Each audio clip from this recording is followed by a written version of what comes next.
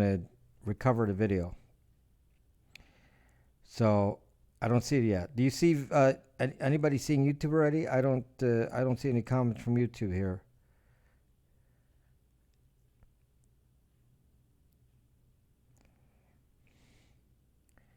I don't see any YouTube comments. So hold on.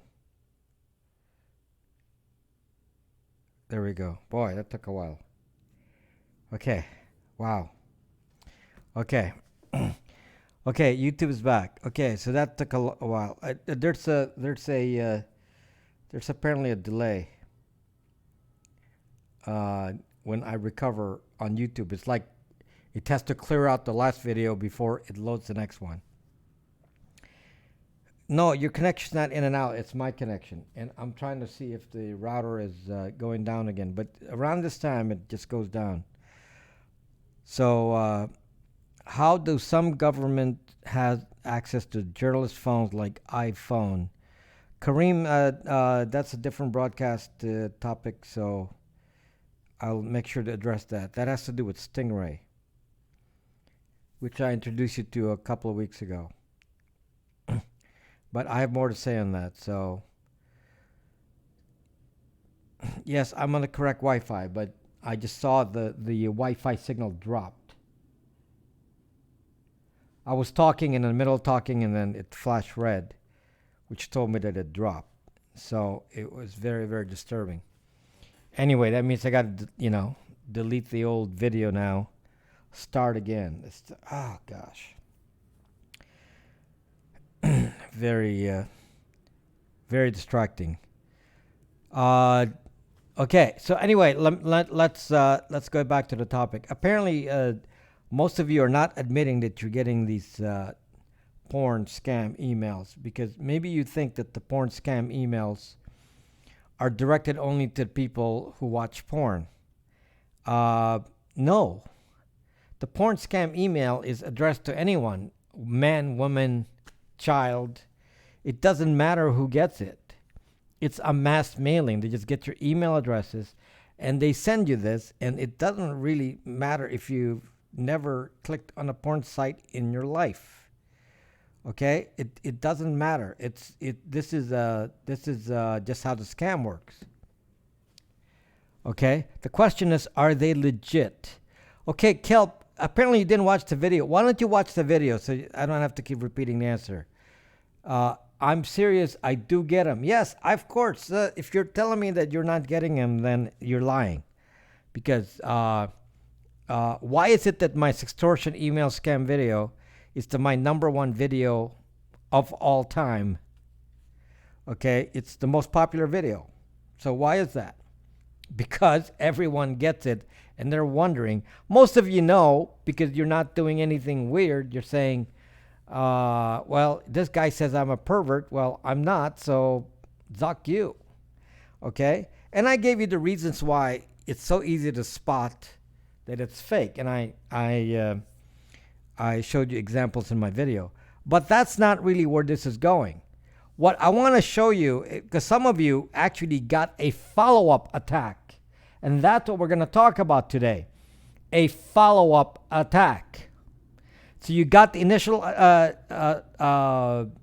extortion scam, and then that is now followed up with a more active attack, and one of you got that and told me about it.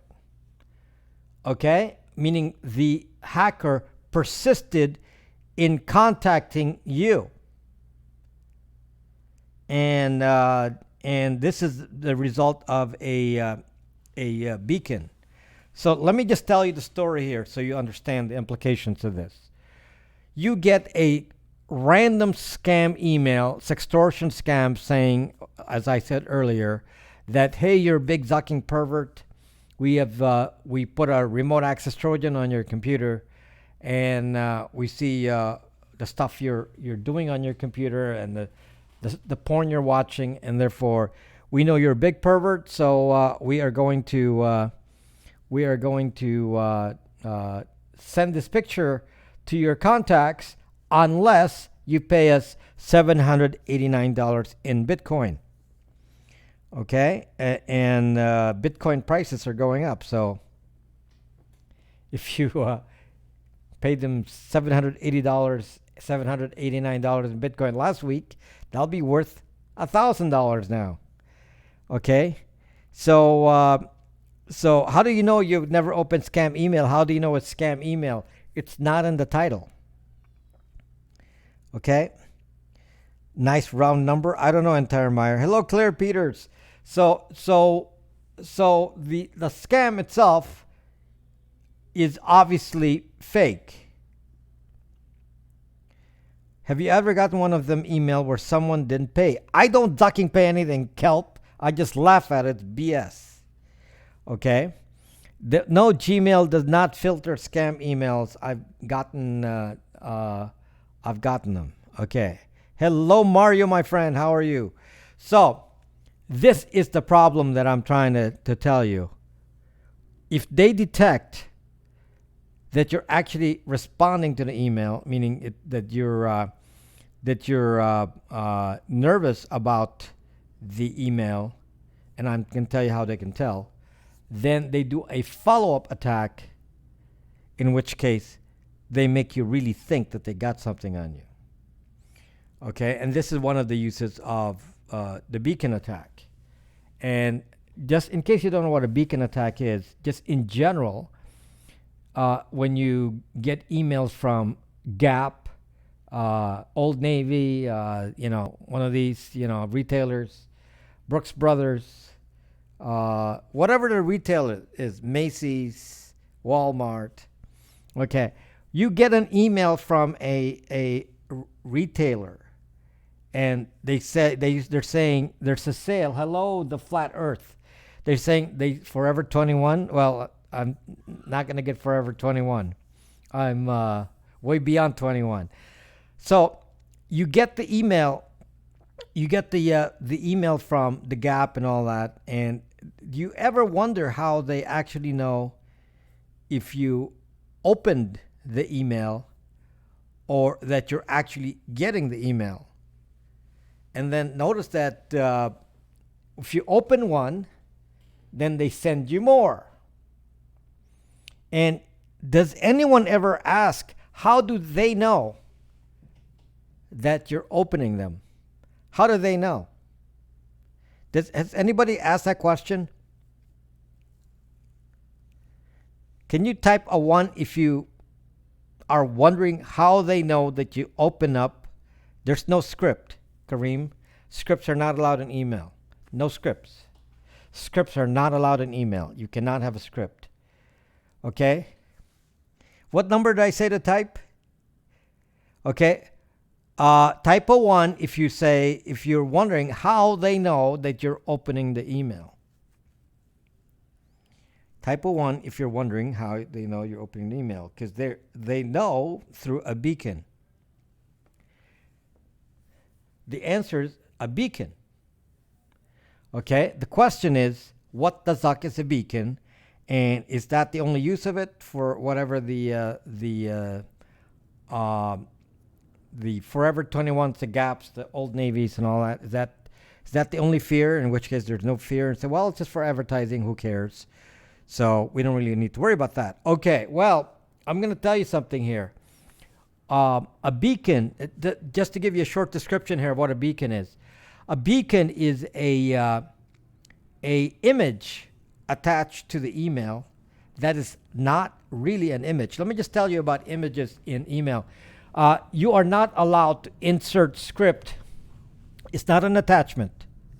You are not allowed to insert script in an email. That is not allowed. You cannot put HTML tag script and put JavaScript in there. You cannot email a JavaScript. That is not going to be allowed.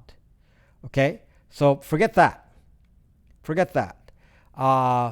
You can't put some malware link to your website. Even that could get blocked. Okay. Now, what it is that they can put a image file. Now, image files in email is completely allowed.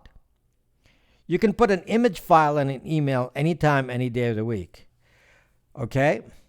Now, a true beacon, the ones that I'm talking about, is not really an image file. It just looks like it from the script. So when you put a HTML tag that says image and then you point to the server doesn't have to serve you a real image.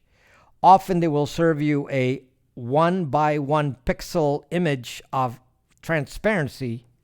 So actually nothing shows up on the email. So if you look at the email, there's no indication of anything. Okay? So, and inserted in the middle of all the advertising and everything, they're going to have an image that doesn't do anything. It doesn't put any image on there. It doesn't affect the email in any kind of a way.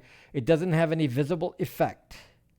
But what it does is every time that email is loaded, either in the background by your email client or in the foreground, it will trigger a loading of that image from the server of the party.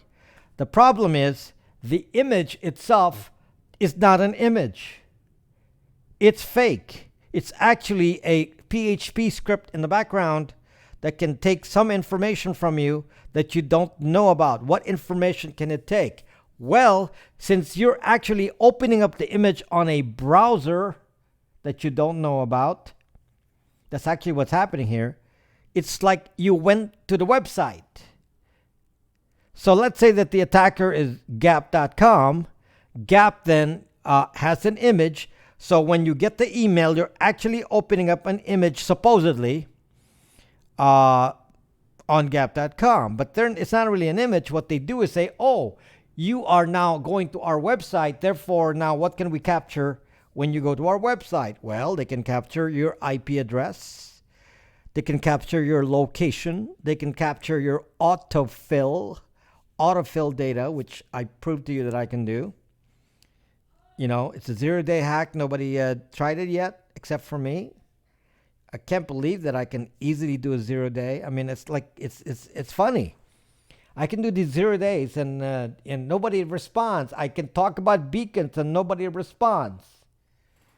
Okay, but you see some famous hackers like, oh, we do this. It's like, yeah, right. The reason that nobody responds is because I don't announce it. I don't tell anyone about my 0 days. So I don't even tell you how to do it, but I know how to do it. So I'm gonna keep it in the back of my head as a threat that I need to protect against. And then the other thing that they can get is your browser fingerprint. They can actually identify your computer device fingerprint without you knowing anything at all. Without you know, yes, I show you real hacks in here, and people don't actually respond to it because they think I'm kidding that I can do that. Okay, so the beacon attack was in the video, and I still have the code for it, and I can do it. It took me, a few minutes to write. It doesn't take that long. I don't think I even spent an hour writing it. Okay, it's very easy to do. But the data that I collect is real, and I actually displayed it in the video. And the data, I kept it in a database. It actually kept logging. People actually play with it during my broadcast, and I actually have a log of all the IP addresses that were tracked by that. So I can collect IP addresses, locations, and browser fingerprint from a beacon. So exactly how I'm going to use this. So if Gap.com sends you an email saying, we have a sale. So in the background, your Outlook, your Microsoft Mail, your Mac Mail, your iOS Mail, your Android Gmail, all of that will open the email in the background before you even touch it. It opens it up. It triggers a response on the server that, hey, somebody opened up the email because there's a beacon. It beacon does. And then every time you touch it, it sends another beacon. So it does it in the background. Then you click on it, it sends another beacon. If you click on it again, it sends another beacon. If you looked at it 5 times, there are 5 beacons. Okay? There you go, Lavendi. Do the right thing. There you go, Lavendi. Do the right thing.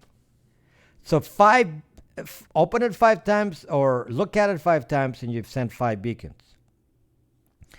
And so I'm the bad guy. I sent you a sextortion scam mail. I just sent you one because I'm the bad guy.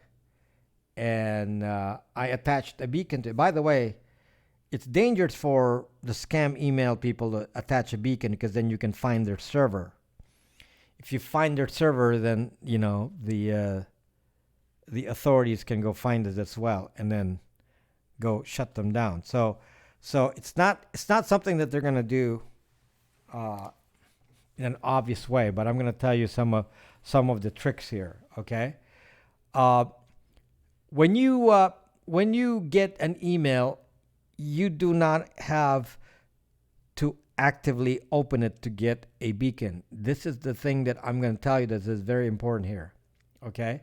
This is very important. I was telling Simon pick up this story, and it's No Bytes VPN is not free. A beacon opens in the background, meaning you don't have to do anything actively. Simply by being sent an email, your phone, your computer will ping your IP address, your location, and a browser fingerprint. It will ping me this data. You don't have to do a zucking thing. You don't even have to open it. It could go to your spam email. It doesn't matter what you do. You're zucked. Doesn't matter. I've tried this. It's very effective. Okay? So all I need to know to do this is know your zucking email address. If I find out, I can do a blind call and just send everyone a beacon. Then based on who responds, then I send those a follow-up extortion email. Okay? So then I know they're actually responding. So let me repeat that. So if I send you a extortion beacon, and I know you're clicking on the email, opening it up because you're actually thinking that you're guilty. You feel guilty. You feel guilty that you're looking at midget porn like Ron Waxman. So if you feel guilty that you're doing midget porn, then you're saying, oh my gosh, this guy caught me because it says I'm a big pervert. So what am I doing that's different? Oh, it must be the midget porn. My favorite color. Okay, so if that's the case, then I feel guilty. I'm going to keep opening the email, and this is what I'm going to do. Why am I opening the email? Because I want to make sure it's real or not. I'm looking at, hello, Karen. Darn those. So I'm looking at the email. No curb. It's not about being illegal. It's about your guilt. So if you feel guilty about something, you're going to keep opening the email. Like me, I just delete it. I kept it because I needed it for the video. But it's not something that I pay much attention to. In fact, typically I just delete it. Okay? So, yes, Tony, I know. I tracked you. I know your activities, Tony. So, yes. Is Girls Gone Wild, is that a perverted thing to do? Isn't it the midget's fault? I have no idea, Jay. Okay, so as long as it's on the server mail. So anyway, what happens is, as a extortionist, if I see that you're responding to the beacon, then I say, you're a ripe target. I can now do what is called a spear phishing attack to make the hack look real. Okay? And how am I going to... I'm not freezing, Tony. How am I going to do that? If I know you keep opening... Because, the person who doesn't care, some woman gets the email, and the woman says, this doesn't apply to me, so you ignore it. So they know that's not a target. But then they see some guy... the Ron Waxmans of the world, they're continuously clicking on the email saying, this really scares me. Well, it didn't freeze here, Jay, so blame Periscope. So the guy scared, is this real? And said, what did I do wrong? Well, what did I see? I only looked at it once. I didn't look at it again. I just saw it once. Okay, as long as it's not like child porn, don't worry about it. Sound is staticky. Okay, I better not be too close to the mic. Okay, so even a mild kind of porn would be maybe scary to some people because of work. Uh, they might worry that somebody at work might see this because they're the only ones in the world that will look at the porn. Yeah. How do you direct a spam mail from the official mail if it's not filtered? Kareem, go watch my video because I show you the clues of how I determine that it's fake. But watch the video because that's not really what I'm focusing on. Okay, um, so if you think you're the only one watching porn, then I think you can relax now because if you look at the porn sites, they get a lot of traffic. Okay? The porn sites get a lot of traffic, so I don't think you're the only one. Now, every airdrop, someone hacked my smart refrigerator. Okay, so the question now is, if you are clicking on the email and it's sending a beacon to the hacker is going to say, you must be nervous. Why would you be clicking on an email over and over and sending them a beacon unless you are afraid? So, by the way, I looked at my particular email and there was no beacon on it. So I saw that there was no beacon, and so I wasn't really concerned about it. And it's easy enough to see a beacon by looking and seeing if there's an image tag. Any image tag is suspect. Any image tag. Any. Whether it's real, not real, anything that has an image can be tracked. Whether it's a real image or not a real image, it makes no difference. Okay? So, Beacon of Hope. Where can I find? On YouTube, my friend. Kareem, it's on Rob Braxman Tech on YouTube. Subscribe to my channel and you will see it. If you don't subscribe to my channel, you're not going to see it. So, if you get the beacon, you're going to look suspicious if you're clicking on the video, and they're going to say, fear. If you keep clicking on the email, and some of you were concerned and you contacted me, okay, let's be frank, okay? The reason I know this is an important topic is because many of you in the last few months, many of you, not one, not two, many of you have contacted me asking me what to do. I've gotten so many of you say, I got this email again. I'm being constantly harassed by the same hacker with this extortion thing. And I'm getting worried because some of you get it just once and then you ignore it. And then you get scared when there's a follow-up. Because if there's a follow-up, it means that they actually think they have you. If there's a follow-up, how do they know the follow-up? And one of the ways they know is through a beacon. Okay? So if they go, by the way, some of you say, well, I can turn off HTML on my email and all that. Sorry, I wish that worked.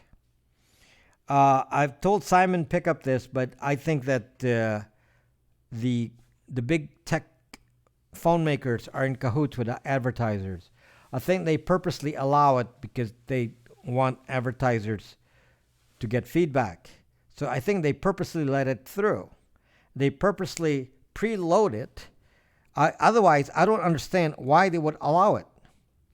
There is no mention of beacons on the zucking internet on YouTube. And it's like saying to myself, what the zuck? This is an attack that I can do day in, day out. And all the advertisers use this feature. And yet it's not mentioned on YouTube as an attack. Leo Laporte doesn't mention it. Steve Gibson doesn't mention it. Who zucking mentions this? No one. I was trying to make a video titled Beacons, and I know no one's going to watch it. No one's going to watch it. So I cannot title it Beacon unless it's live, because in the live broadcast and people are coming, without any specific title. But if they want to see a title called Beacon, they're not going to search for it. I know this. It's really sucked up because now we have tech companies in cahoots with the advertisers allowing beacons. But beacons can be used by bad guys just as easily as good guys. Very easy to use it for bad purposes. So in my video, I believe it's Email Hackathon number 3 video, I typed in an image file. It was fake. The name of the image file was to identify who you are, so then when you click on it, I'll know it's you. Pawn beacon. So let's say I wanted to send John 4 an email, and I want to know that he clicked it. So I'm going to send a image that's titled John 4 or some coded thing that translates to John 4. So when he loads the image, I recorded it in my database, and I said, okay, somebody wanted to load the John 4 image. I'm going to send a fake 1 pixel image, which is easily done. And so you think it's a legit image, but it got recorded in my database with your location and everything else. Okay? But you'll reach way more people going live on Facebook. Zuck, Tony, don't zucking care. I'll reach them on YouTube. No one's going to... So who am I supposed to talk to on YouTube? My relatives? What do you think Facebook is? It's your relatives. Friends at work. You actually think that that's my target market? Are you crazy? No. And for that, I'm going to risk you all getting attacks on Facebook? No, I'm careful enough about any of you that I'm not going to do that. How to hack into neighbors' inside cameras. Learn how to hack. FB Russians? Okay, so anyway. Fortunately, beacons can easily be beaten.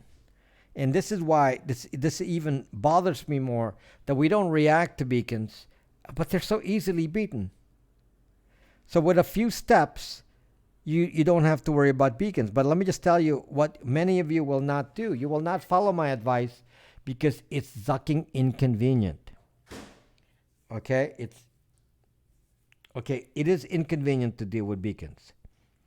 Okay? It would be inconvenient. So How do you there be many steps in here. I'm going to talk to you about many steps on how to beat a beacon. So again, for those who just came in, a beacon is a signal to the attacker that you received the email, and either you open it or it got preloaded in the background, which almost all of your email clients will. I tested it on Outlook, Microsoft Mail, Mac Mail, iOS Mail, Android Mail. They all open it in the background. They all open it up in the background. Okay, so what you do is to say, can I prevent it from opening in the background? So I had to test email clients to make sure that which one did not open in the background.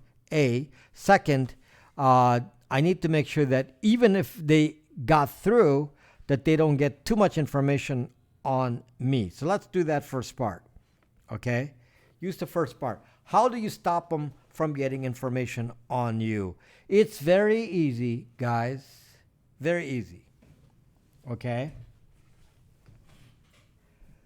BytesVPN.com. Very easy. Get a VPN.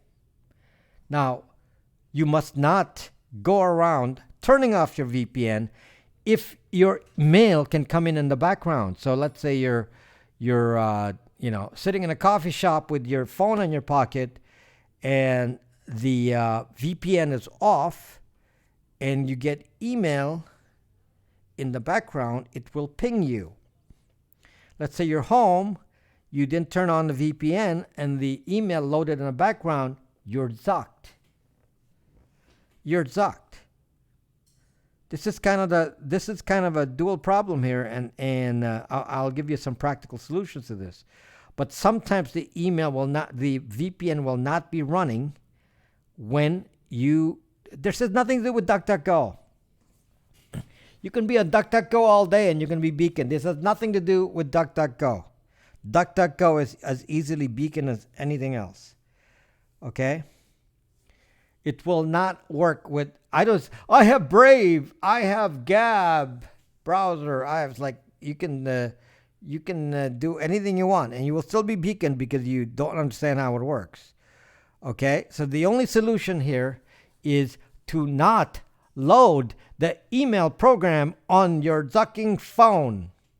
I know that's pretty hard for you to do. Do not load the email program on your phone. That way it doesn't load the email in the background. Or turn the email off.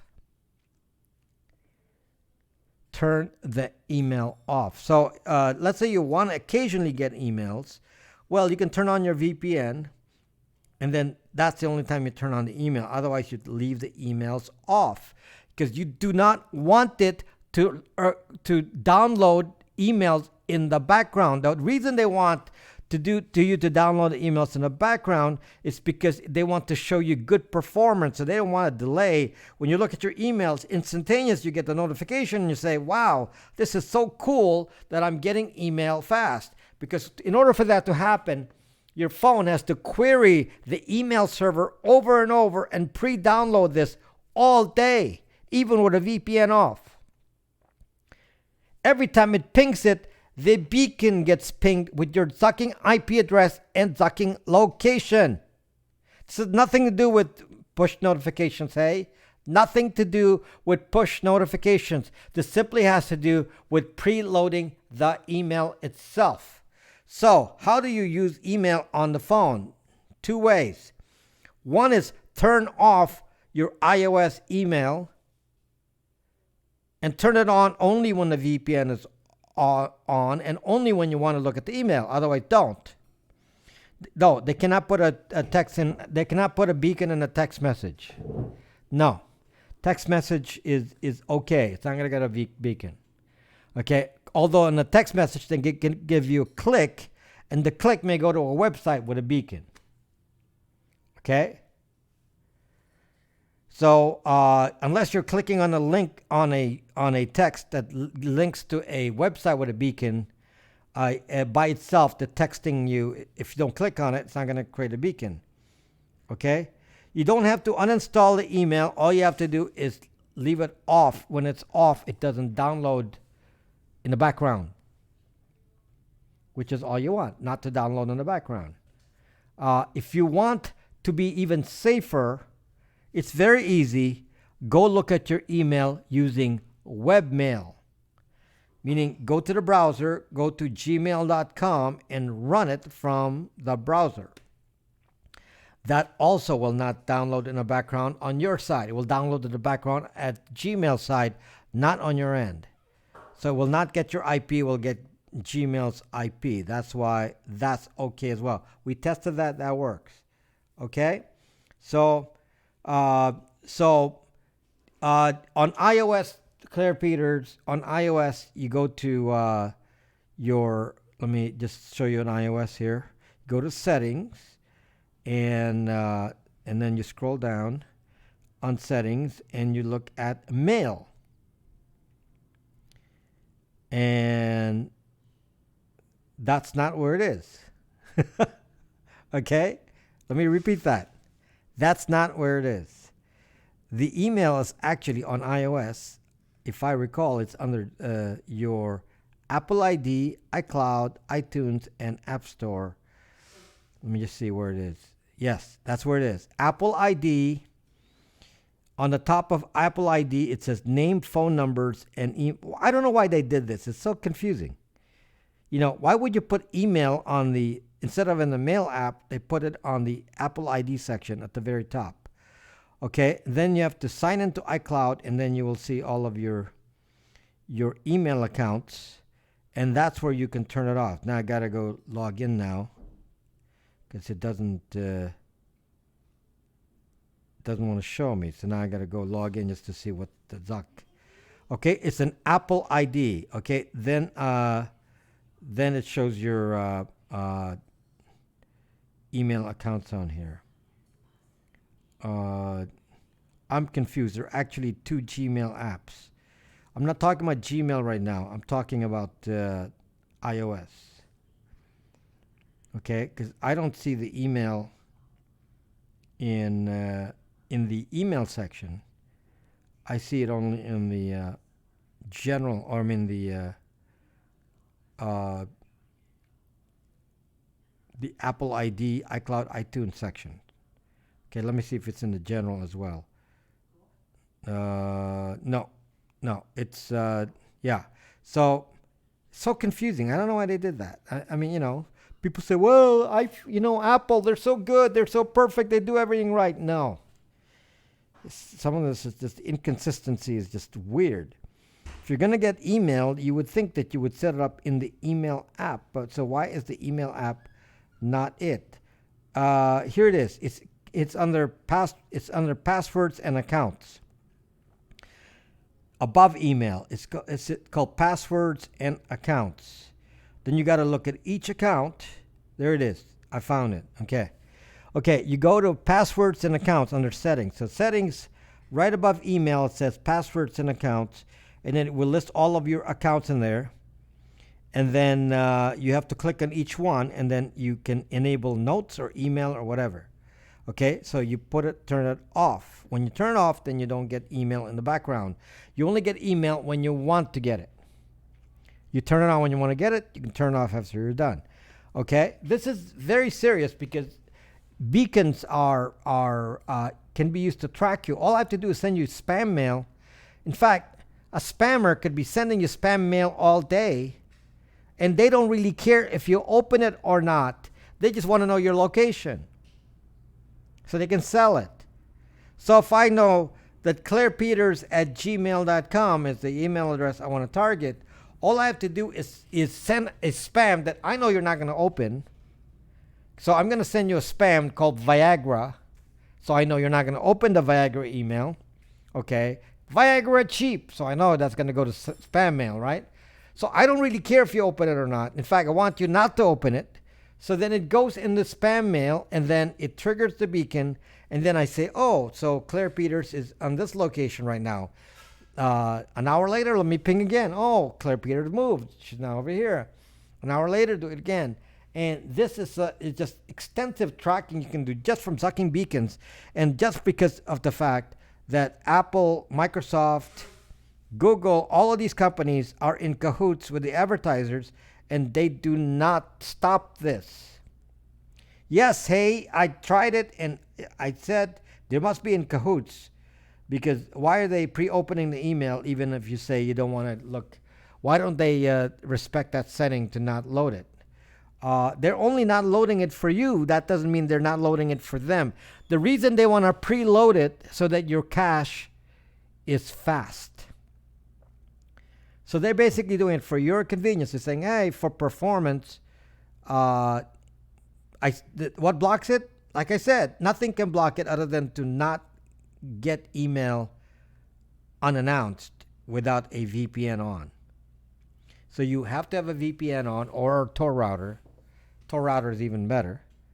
In the background. Again, let me just tell you how this works. Okay?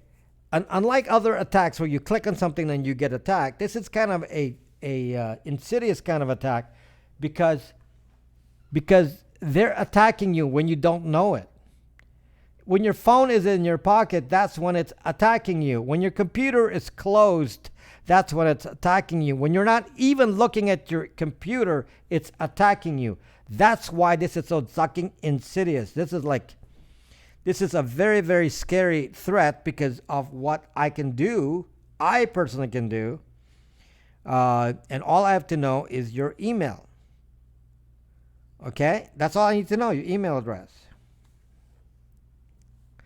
Does Rob think he's smarter than that Harvard scholar, Mr. Zuck? I know more about programming than Mr. Zuck will ever learn.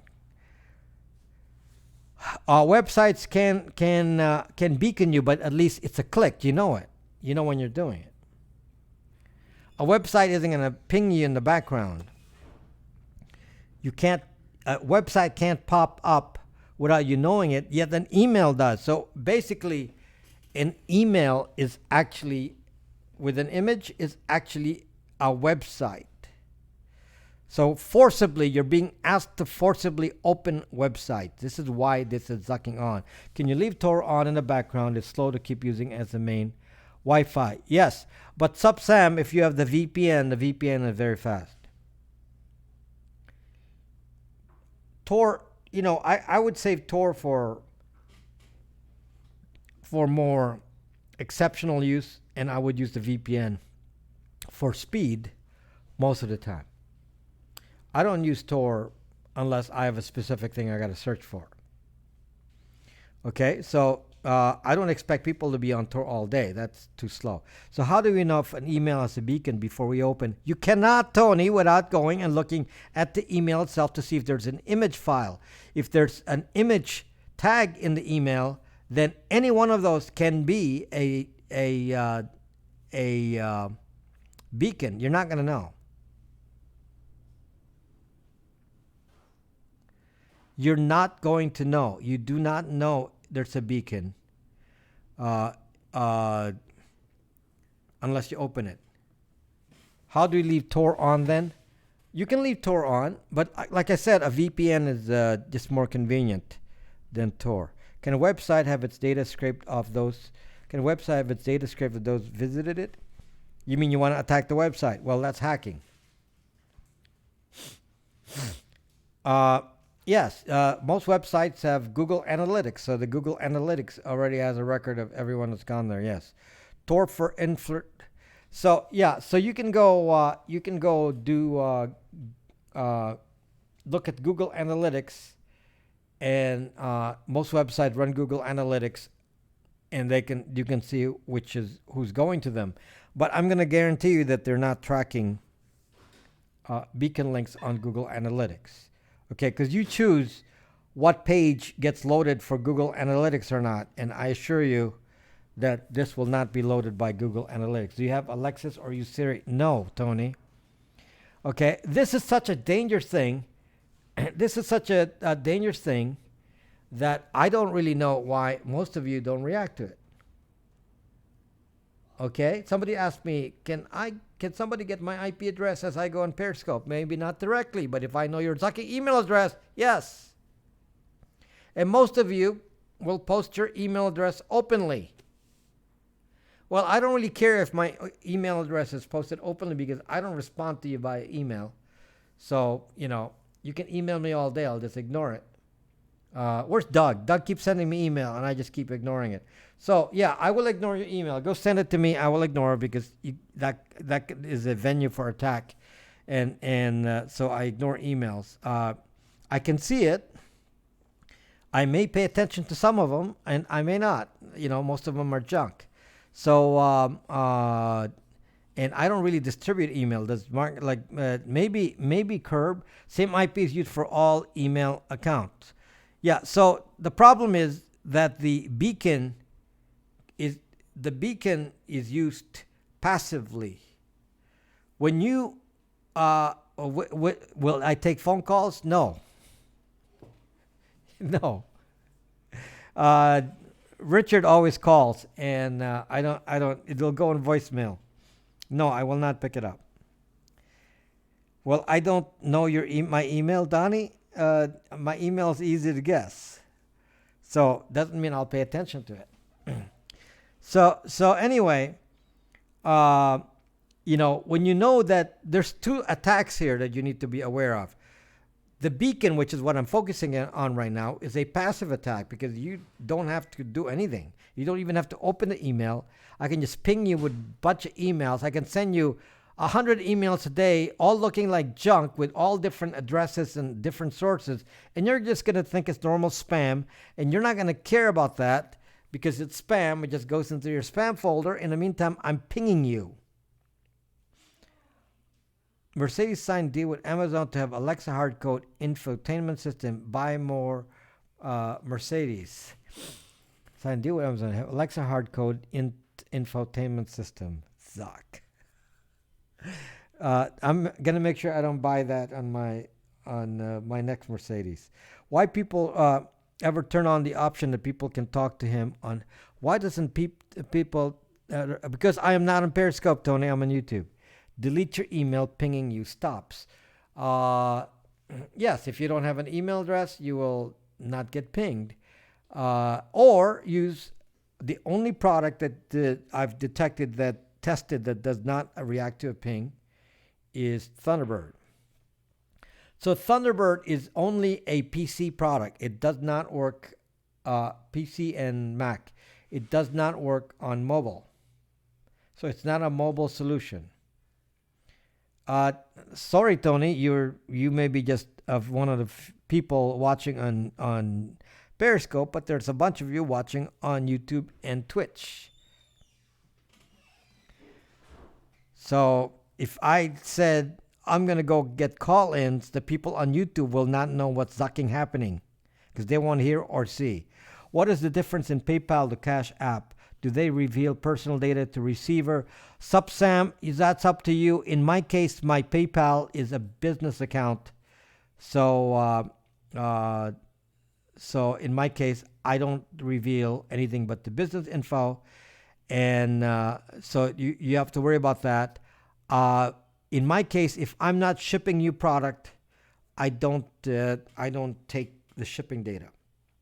So, for example, if you buy VPN that does not have any product shipment to it, I will not receive your address info. Because I respect your privacy. So if you're not buying anything that I'm going to ship to you, then I'm not tracking your location. Not that I do anyway, because you've known me for years, and some of you have bought many products from me, and I don't think anyone has come out and say that I've somehow intruded on your privacy in any kind of a way. So I don't even send email. Some of you are coming up for renewal on Bytes VPN, and it's a problem for me because I can't send you a renewal because I don't have an email.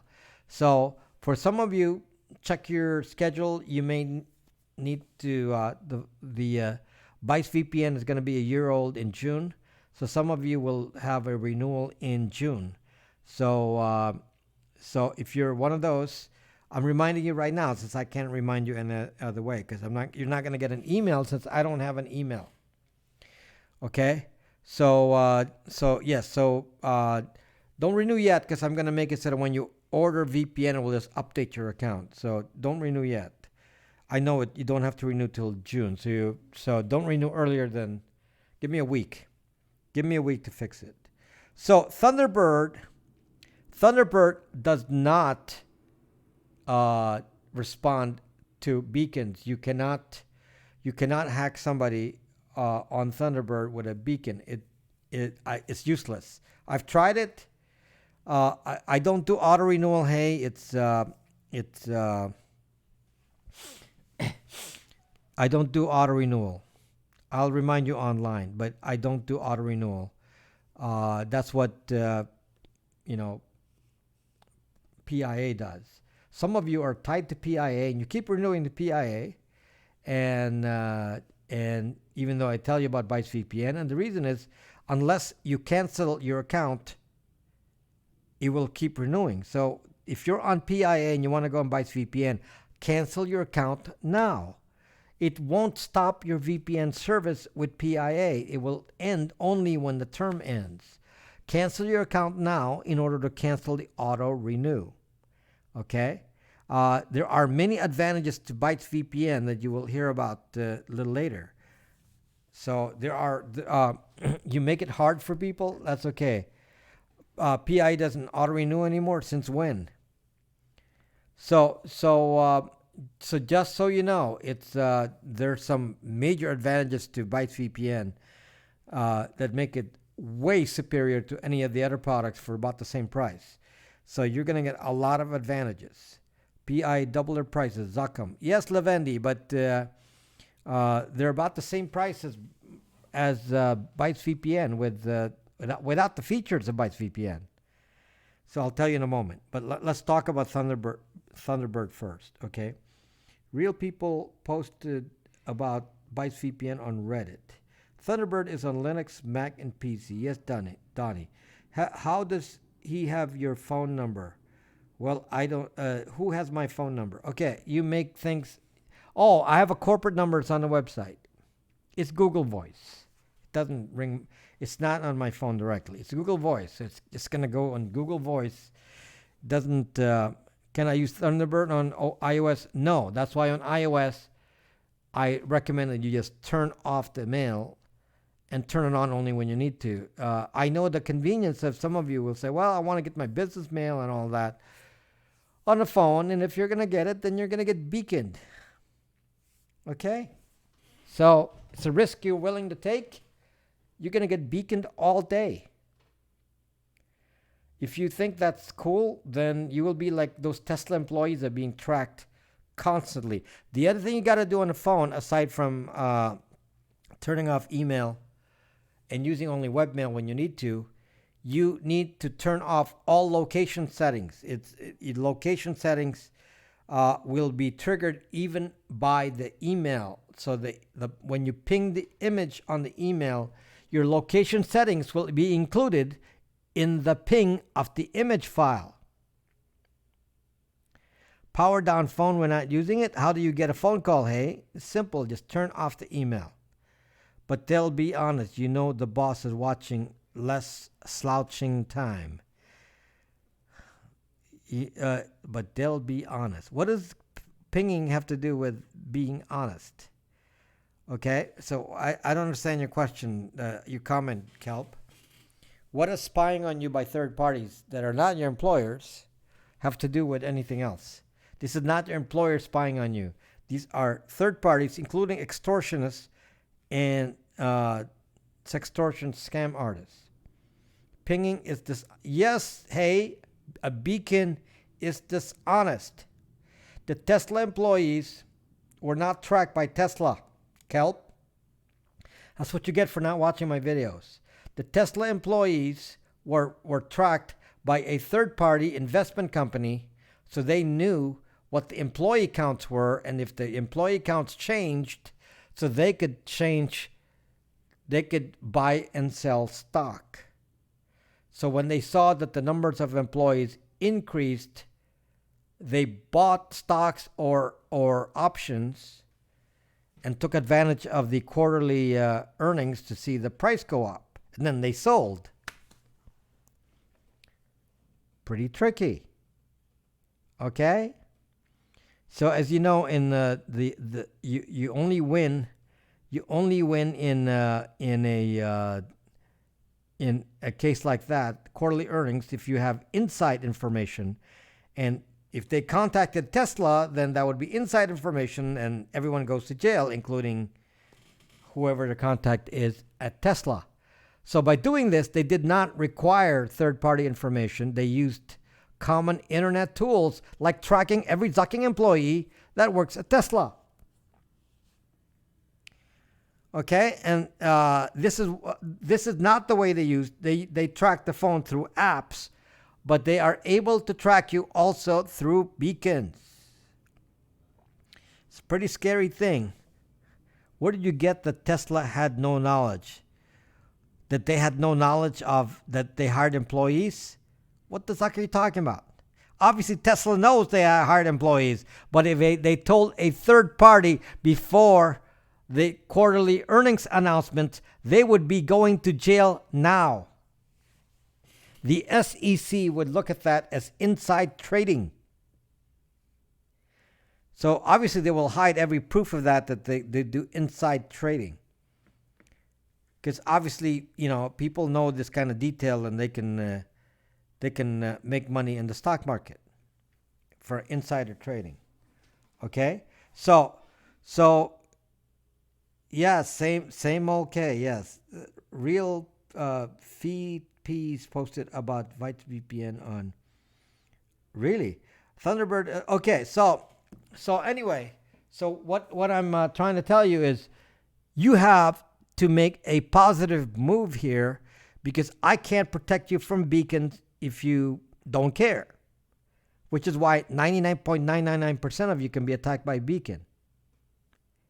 Maybe I should just keep this a secret. Since no one seems to care about beacons, maybe I should email Zuck and beacon him all day. Maybe I should beacon, what's his name from Apple? Tim Cook. Is that an Alexa lower left screen? You mean the candle? Daryl Winford from Kentucky. That would be fun. Join the dark side? No, don't keep it. I keep telling people, but nobody's reacting to it. So maybe it's time to pull back and say, let me just make money from this. Why do I need to tell people about beacons? I should just make money from it. This is such an easy zucking hack. I can do it all day. I've already zeroed data over and over. It's so easy to do. And I tell you, the only reason it works is because, the email companies are in cahoots. Why don't they stop this? They can easily stop this. They don't. Okay, why don't they respect your privacy by stopping the emails from preloading? Because they want you to have a good experience. You have shut down your email server. What does that have to do with this? This is not an email server issue. This is an email client issue, not an email server. I don't know what you're talking about, Kelp. You are in California where everyone is guilty until a law protects you. You're in California where...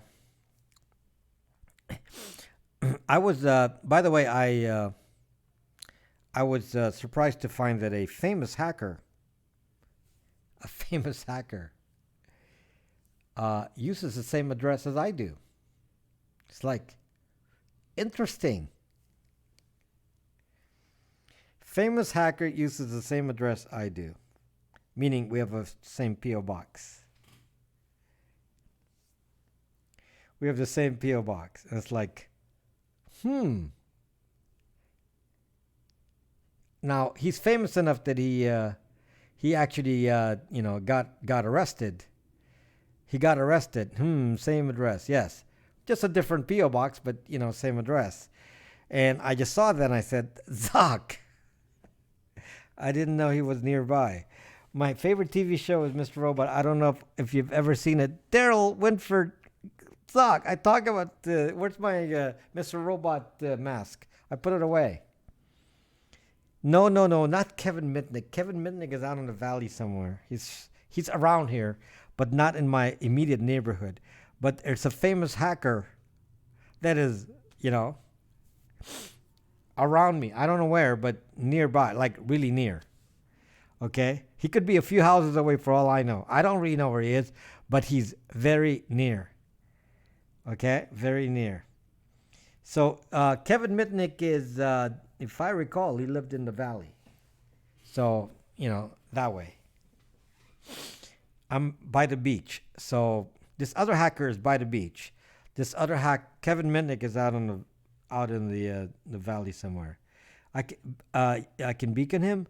I don't know if I can find his email. I guess, how do I beacon him? It's a physical address. You can't be beacon with snail mail by the beach. Stick out the P.O.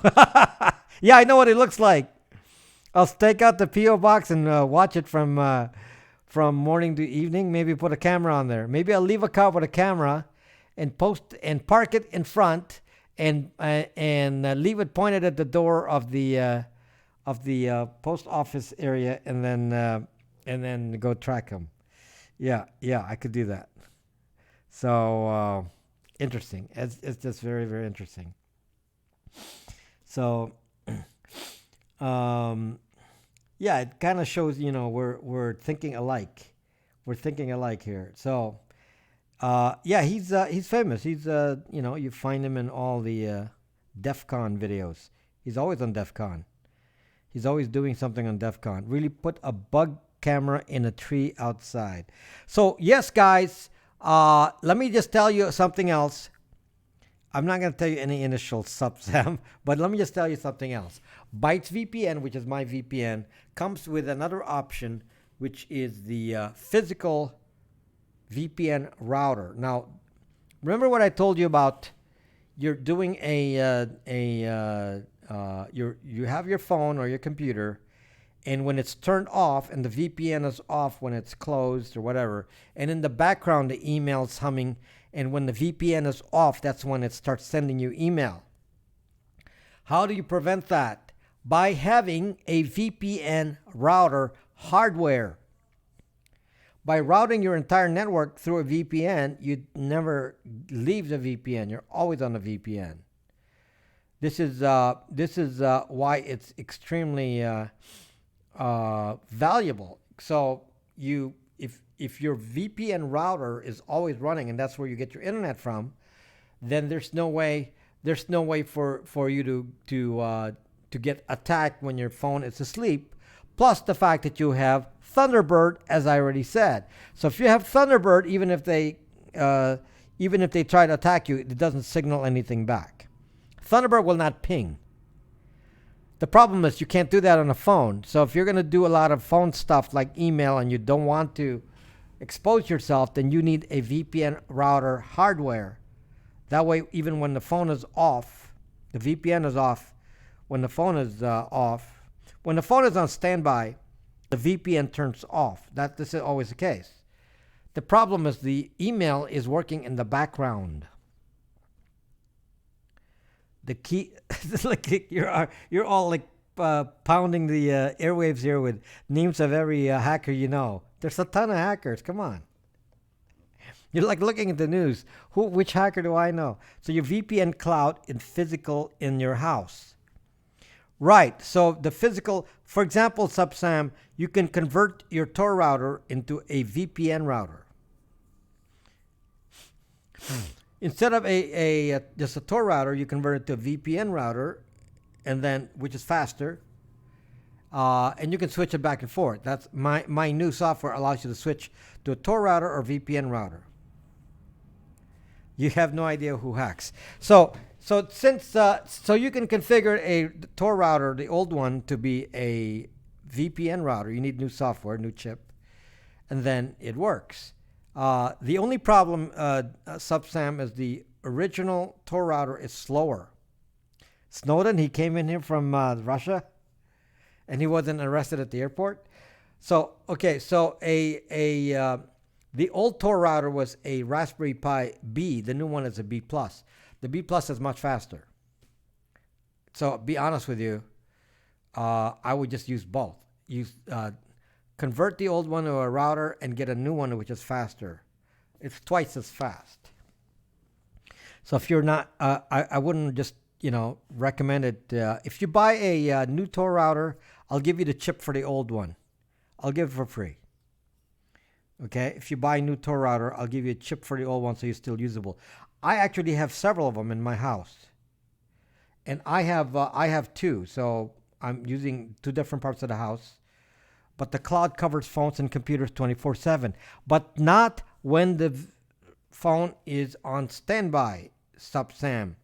When the phone is on standby, the VPN turns off. This is standard behavior for saving on battery.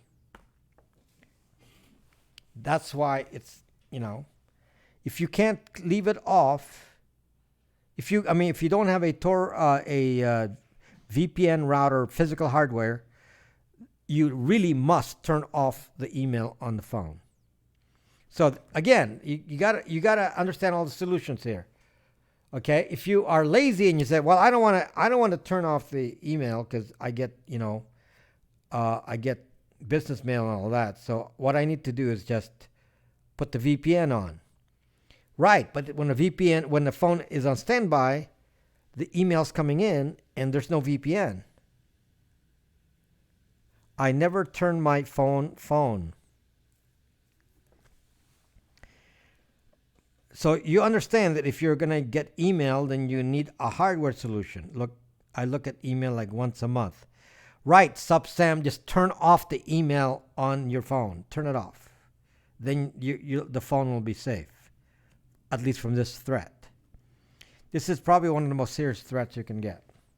It's very serious.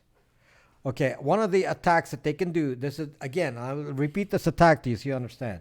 So the attacker says, okay, how no off option? If you don't want to ever turn it off, If you want to leave email on, you must have a hardware VPN. How to stop Google mapping your Wi-Fi routers. It doesn't matter Chupacabra, because if they don't map your router, they'll map your neighbors. So to prevent Google from mapping your routers, you put underscore no map on the name of the Wi-Fi. Underscore no map. That will Google then will not include you in the database. Underscore no map. Now the problem with that is it doesn't matter because they mapped your neighbors. So it's not like you're going to escape here. Nice offer. What's the cost for the new chip and new router? The new router is the same price. It's $149. It's a faster one. It's twice as fast. And if you get a new router, I can give you a chip for the old router. So then you can have two. The new one will be much faster than the old one, but at least you can put it in different parts of the house, and you can use it. Or you can hard code one as a Tor router and hard code one as a VPN router. It's a Raspberry Pi. There's so many things you can do with a Raspberry Pi, so it's never wasted. You could turn it to a laptop. You can buy a little case for it and turn it into a laptop. There's, Raspberry Pis are never a waste because they're tiny little computers, and you can make little things with them of any sort. So you can turn into a wallet. I love Raspberry Pi Cherry 2. Carl Z. How are you doing, Carl Z? So anyway, it's $149 for the hardware router, and then you need a Bytes VPN subscription. Now, this is the change, because this is the other threat with this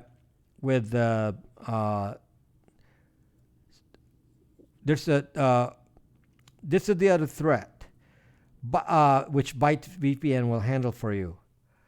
Very soon, in a few days, Bytes VPN, the hardware one, the chip that you're using, and especially those of you who already have it. Okay, if you already have, there are many of you already with a VPN router. If you have a VPN router that you upgraded, or if you have a new one, anyone who buys the VPN router will now get automatic ad blocking. You will just get it. It will automatically do ad blocking at the router level, not on your computer. This is very excellent because of the fingerprinting being done by those ad companies, and you do not want to use an ad blocker. Some ad blockers are actually spyware. Okay? Some ad blockers are actually spyware. So we're going to block it right on the hardware. It's going to be blocked at the hardware. Okay? So if you're running a VPN router, you don't have to do anything. It will automatically update, and you will start noticing that ads will disappear. Not 100%, but probably 90 some percent. I do not recommend any ad blockers, Kelp, because some ad blockers are actually seeing your content. Okay, all ads are malware because they're doing browser fingerprinting. Okay, if you are using a ad blocker on your browser, you're actually exposing your content to the ad blocker company. What about ad blocking for Bytes VPN software side? Not yet, Great Gold. I'm going to offer it only on those that have the hardware. For the moment. Any K blockers available? Okay, so the first version of this will be ad blocking on the hardware. Yeah, the VPN router. You have one, John. But can anyone stand watching with all these ads? Can anyone stand watching with all these ads? What the fuck are you talking about? Okay, so anyway, yeah, do not use ad blockers on as browser extensions. Uh, they're actually pretty bad because when you do a browser extension, there many of them are actually tracking your browsing activities.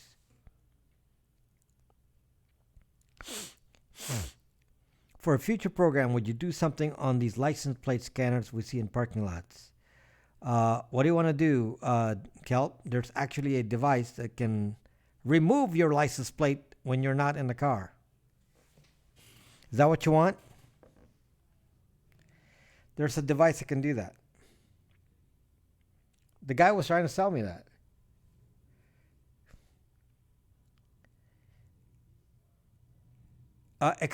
Avoid extensions where you can, John, because extensions, you don't know what they do.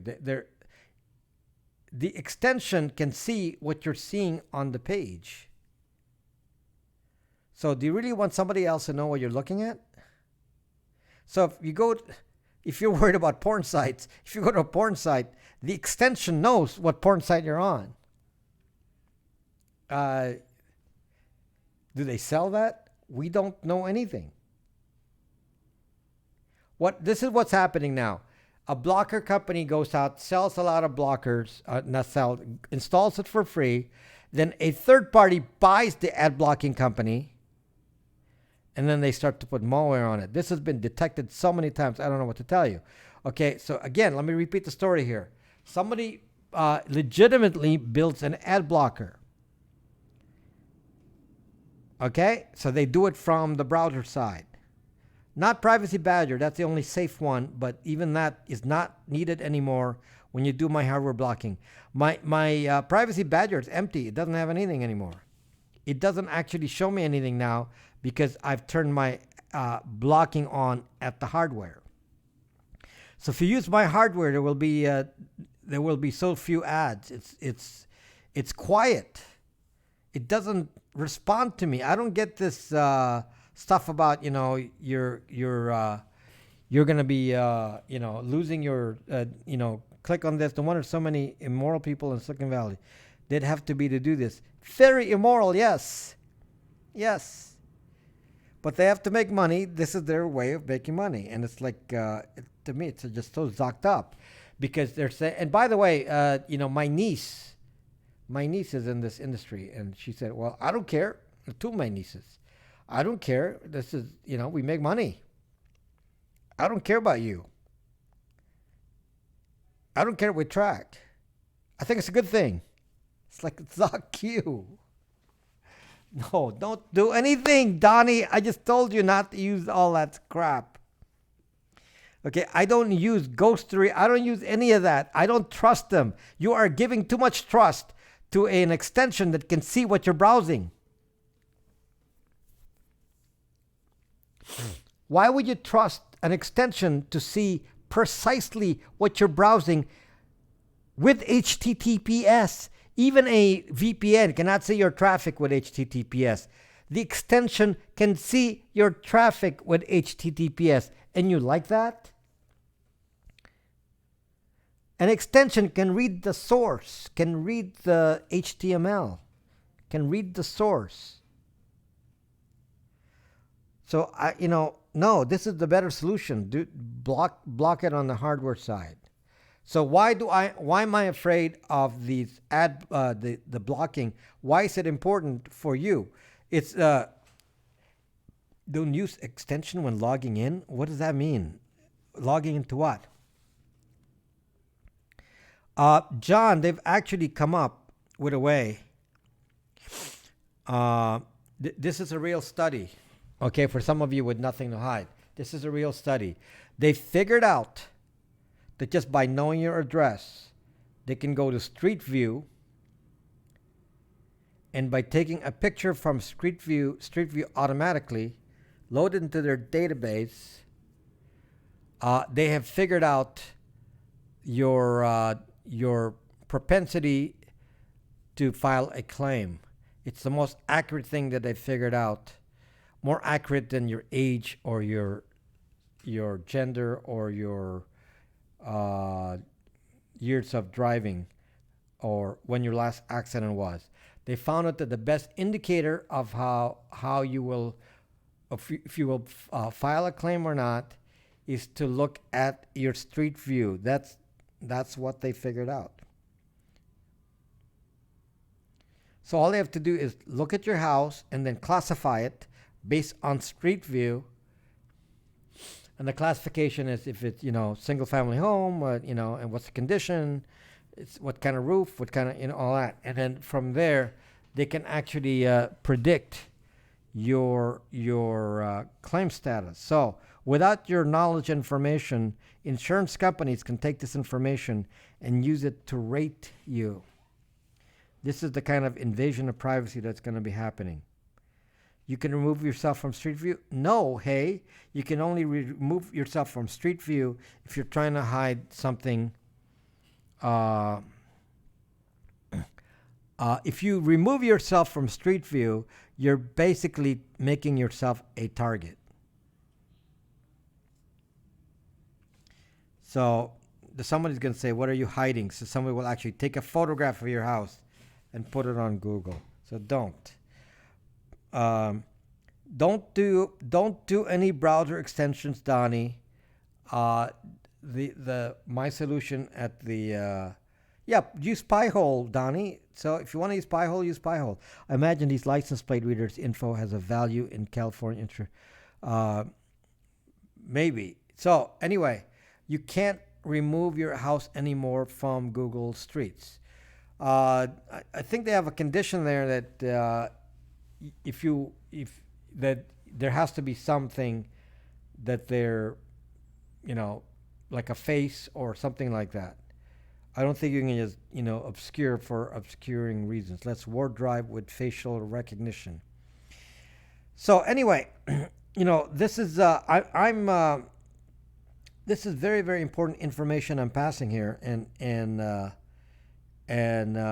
it requires a change of habits, folks. Some of the stuff I'm talking about requires changing of habits. In the past, I wouldn't necessarily, recommend using hardware VPN routers at home, but I didn't realize, until recently, that your phone turns off the VPN when it's on standby. If the VPN's on the phone, and the email is going back and forth, even when it's on standby, it works in the background. This is why either get a hardware VPN or turn off the email. So Sam, you got that? The choice is clear: hardware VPN or turn off the email. For many of you, it's easy. Turn off the email. It's not that hard of a thing to do. Turn off the email. Or hammer? Well, why do you get a phone then? Okay? So, I haven't really focused on Facebook in a while because I get tired of it. Because it's like so frustrating. I'm so frustrated about, I tell you all the problems. I gave you a broadcast where I read the ducking data policy to you and showed you what it does, and people still react to it like, well, who cares? You should broadcast on Ducking Zuckbook. It's like, I don't know. I'm like, it's frustrating for me because I'm here constantly talking all day. And by the way, I didn't bring my ham radio today. But let me just say this.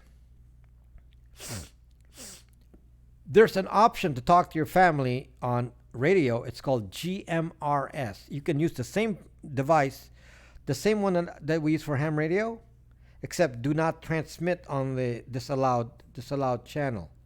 Okay? But you can use GMRS. General whatever something GMRS. Okay. The only thing you need is to pay the license fee, which is $90. Expensive. $90 license for 5 years, and your entire family can share the bandwidth. So let's say you get you can buy these like the Baofeng UV5R that I've been showing in my videos. You can buy those. In fact, I'm going to get another one, and then I'm going to sign up to GMRS. Now, why is GMRS interesting? Hello, Lars. Why is GMRS interesting? Because you do not need to take any test. You're licensed for a certain band, and you can program that band into the Baofeng, and then you can safely use it in that band up to 5 watts, which is what the limit is of the UB5R.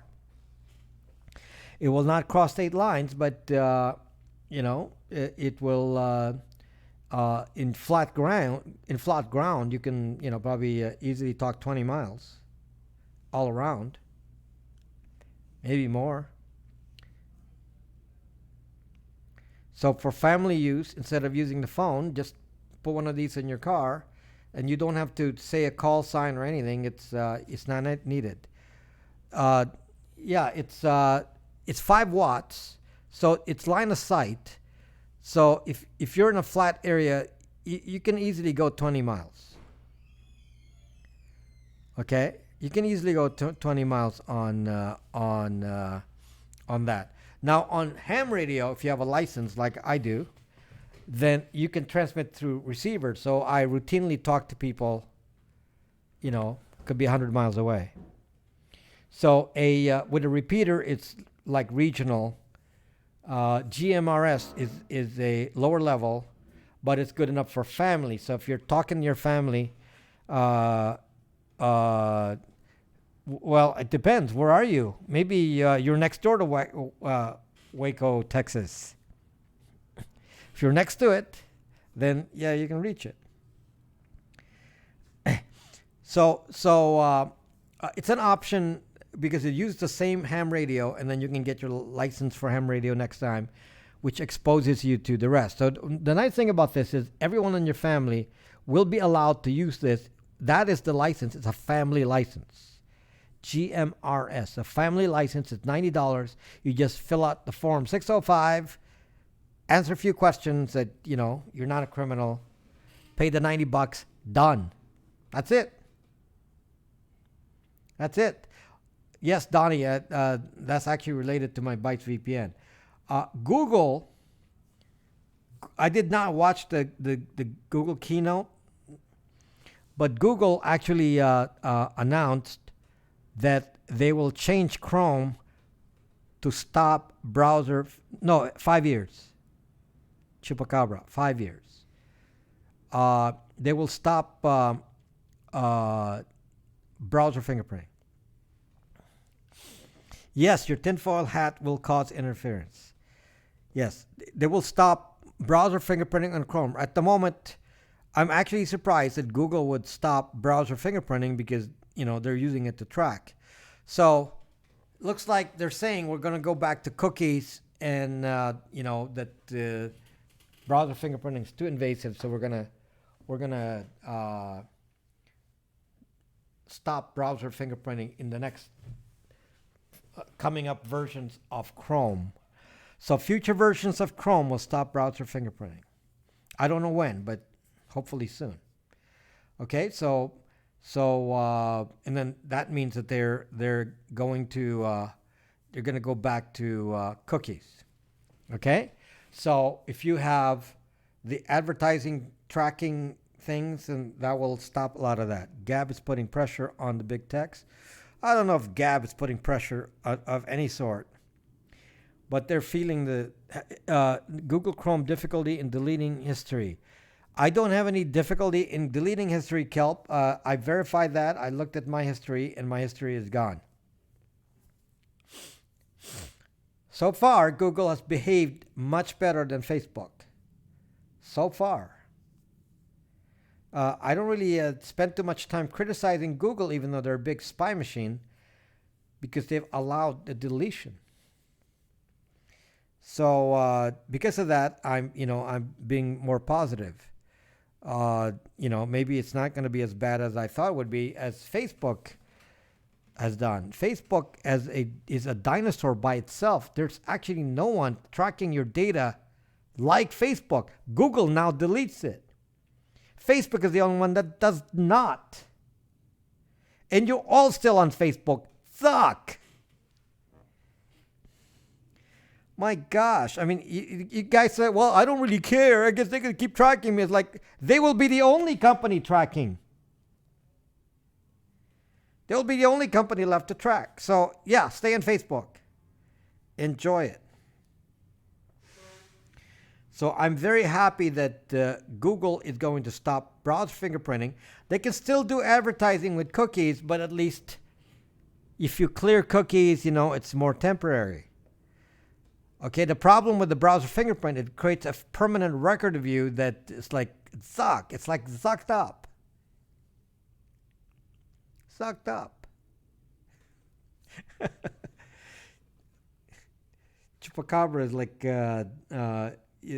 Kelp has his side. There's some side that he agrees with me on, and then unless I talk about mass surveillance, then he's for that. Do I need a VPN when I'm using the McDonald's free Wi-Fi at LAX? Yes, obviously. Yes. Russ Martin.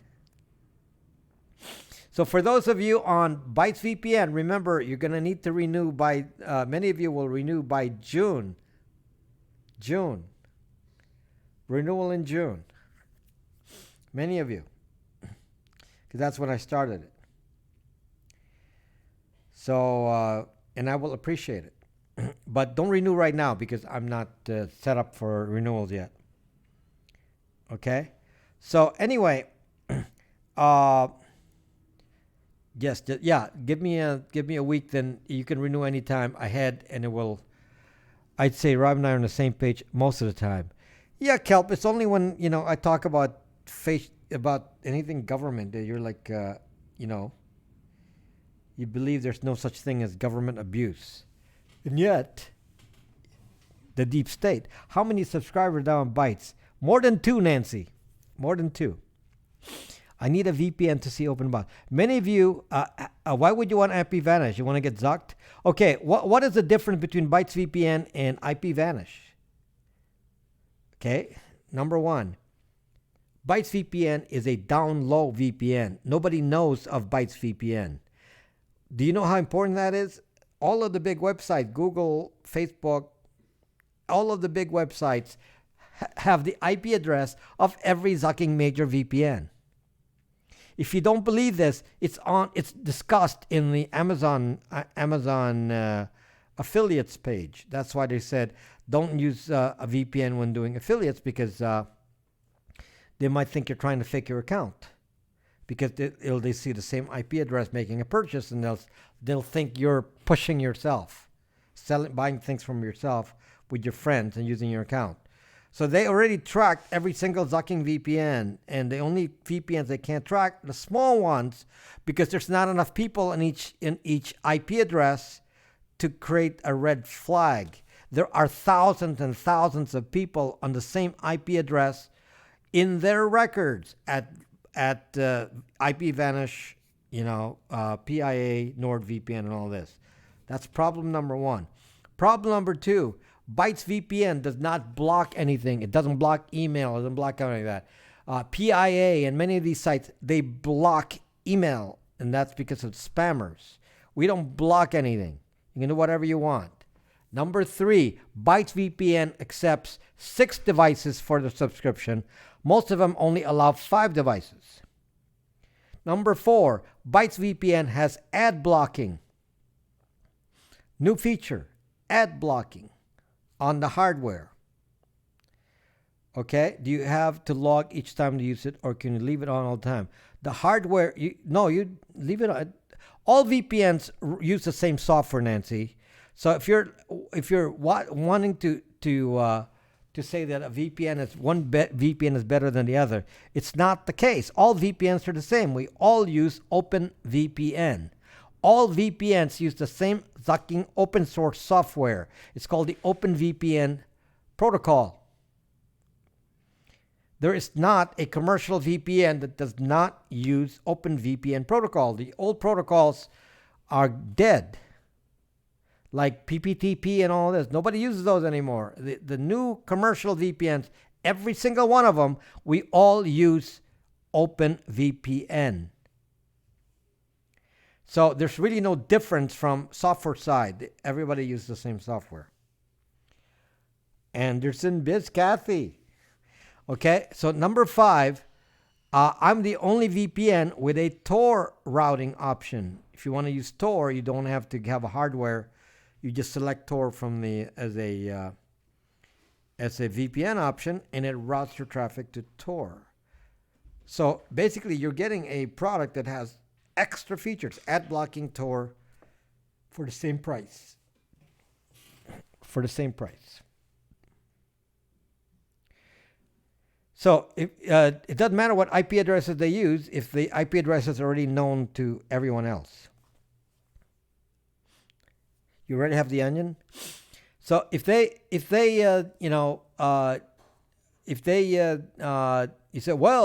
PIA has 1,500 IP addresses. Yeah, they're all known. So what are you telling me? You're proud that they have 500 IP addresses that are all known? They're all known. They're all known. That's the problem with being a famous VPN. They're all known. So you want a VPN that is not known. This is a different strategy completely. I mean, it changed. The battle is different. Will they eventually know? I'm not big enough to know, Nancy. There's not that many people in each server, so the IP addresses are not going to trigger.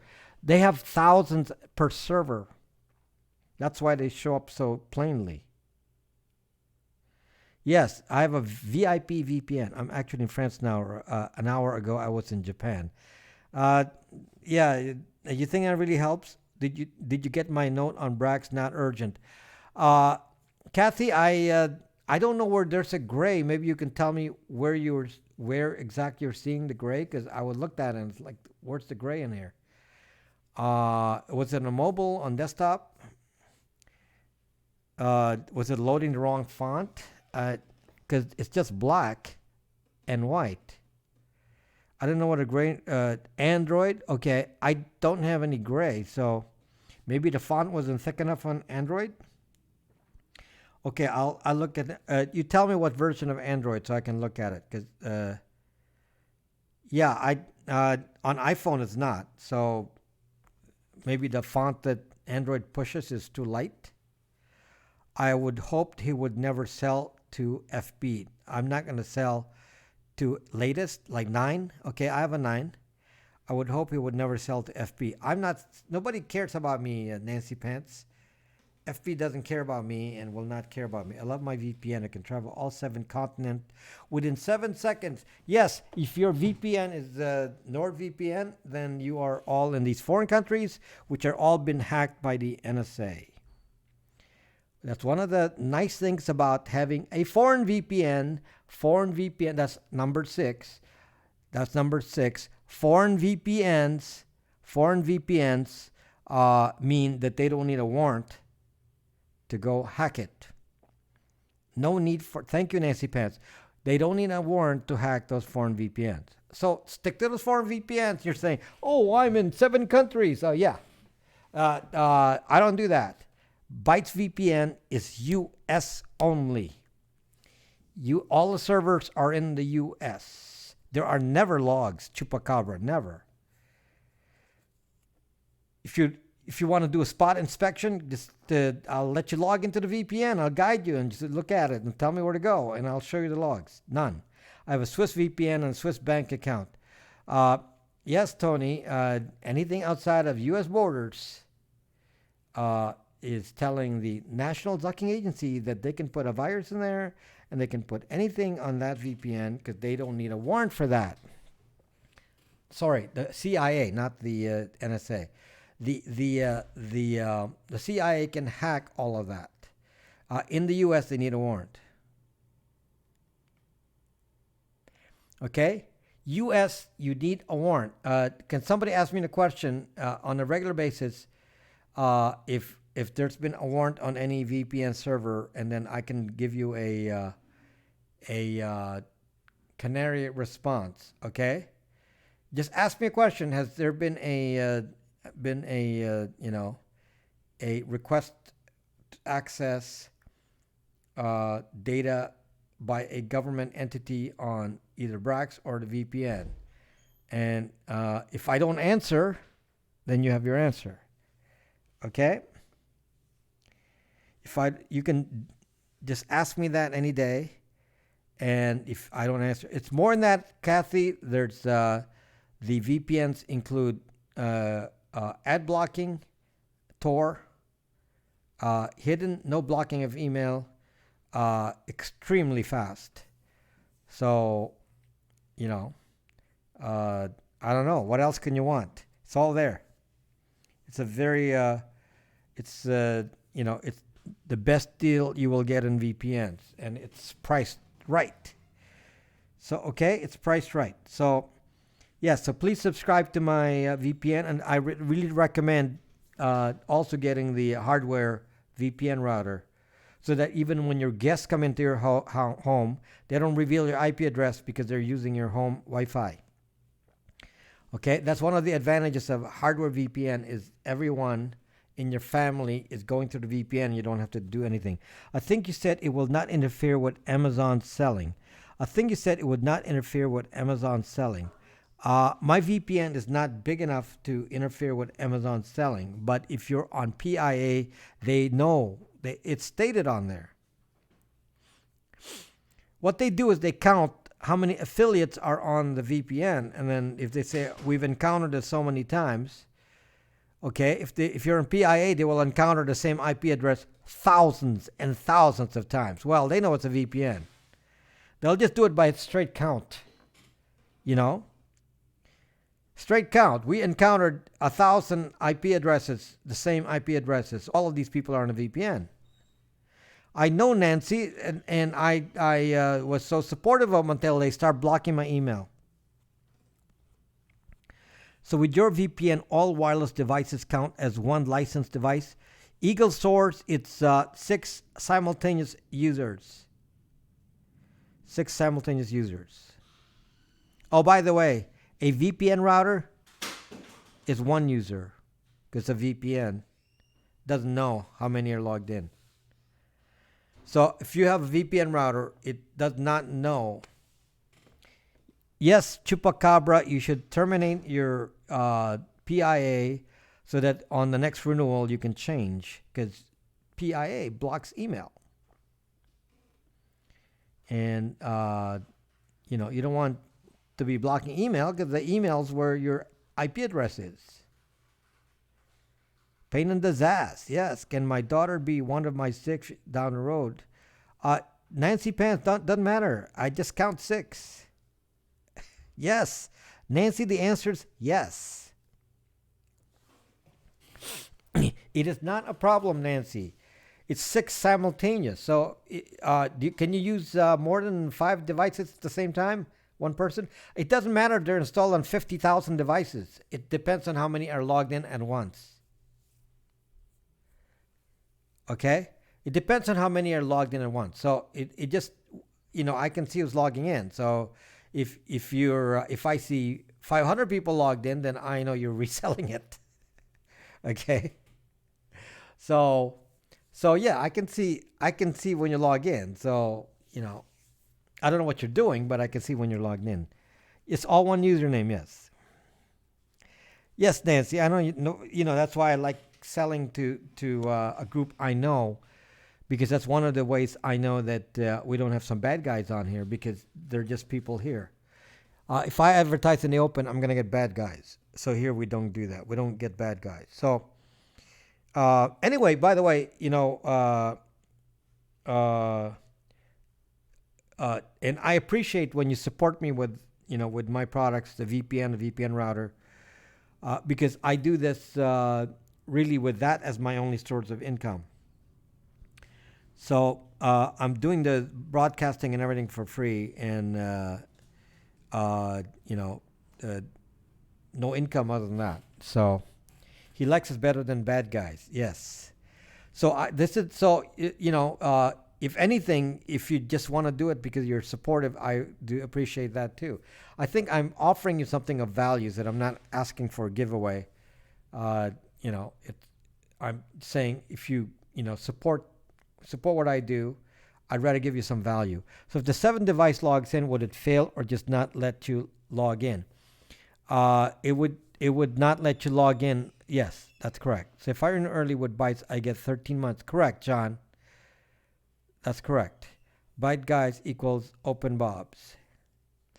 Yes, but John, don't renew yet because I haven't adjusted the code for renewing yet. Remember? I haven't done it yet. Give me a week.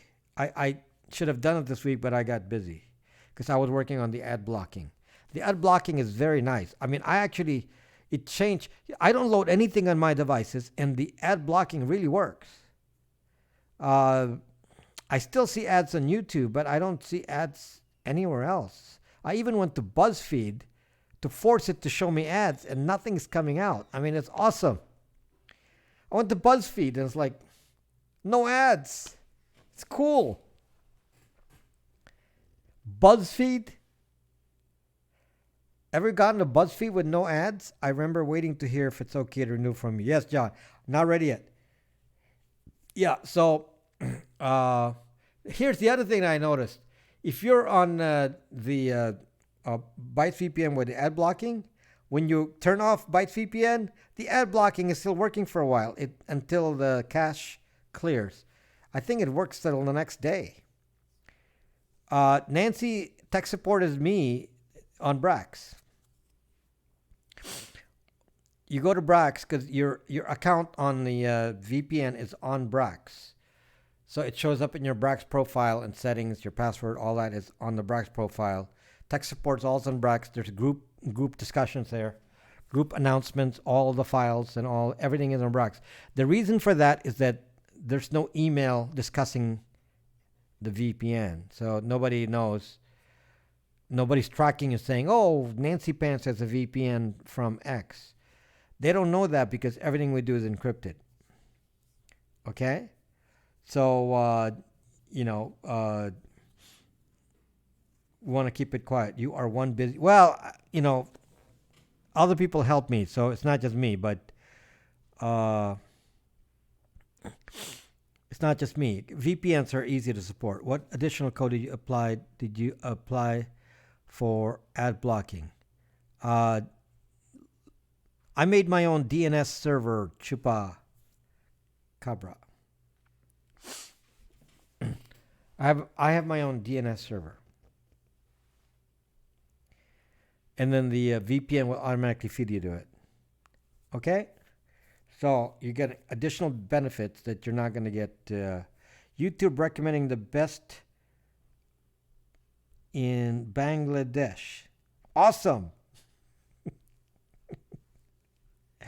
Okay, so that's what you get from me. Is I'm always going to give you the best for privacy because I'm always looking for these, tools to make sure I don't abuse you. I don't do auto renew. I don't do any of that. And it's bad for my marketing, but it's good for you. So my only so it is not 0.00 anymore. No, Chupacabra. I will feed you a domain name. dns.bytes.io. Renewal reminders. You don't have email, so you can't get a renewal reminder outside of Brax. So renewal reminder will be on Brax only. So if you don't go to Brax, you don't get a renewal reminder. If you turn off your notifications, you don't get a renewal reminder. So please, so I don't abuse your privacy, right? So it's a respect thing. So, and it cost me business to do that, but it's what I would expect to a company that respects your privacy. So, otherwise, I'll auto renew. I'll, stick it to you when you're not looking, and it charge your PayPal. So we don't want to do things like that. Wow, Starlight. I knew it was kind of going there. Hard to live without email. I'm not saying that to live without email, Anderson Bizup. I'm saying use Thunderbird on a computer and on a phone, turn it off if you do not have a VPN active. Okay? I'm not saying don't use email. Just know when email is unsafe. Never send email out without a VPN. This is something, Kathy, watch my email hackathon videos. Never, ever send an email out without a VPN. Oh my gosh. Would you like to prove that? Since you don't have a VPN right now, Kathy, why don't you email me right now and I'll tell you what I see? Email me.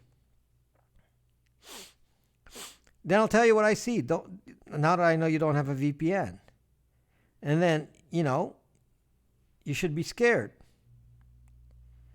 Because what do I see? Well, your IP address is, front and center. Sometimes your machine name, sometimes your machine name is typically your real name on there. So, the combination of these, and you can be doxxed just from the email alone. All the doxing info will be triggered by the email. So you don't want that. Oh, no, of course not, Kathy. I've never done that. But I'm just saying that, can you see the attached beacon? Is there a way?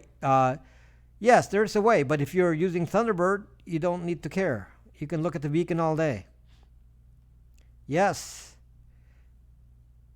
Yes, Kathy. Isn't that obvious?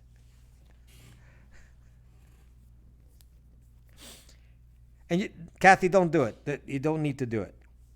I'm just, you already know. I'm already telling you what I'm going to see. So you don't need to do it. I'm just telling you, the VPN is essential to sending email as well as working in the background when you're receiving email. Email is one of the most dangerous places for IP addresses to flow back and forth.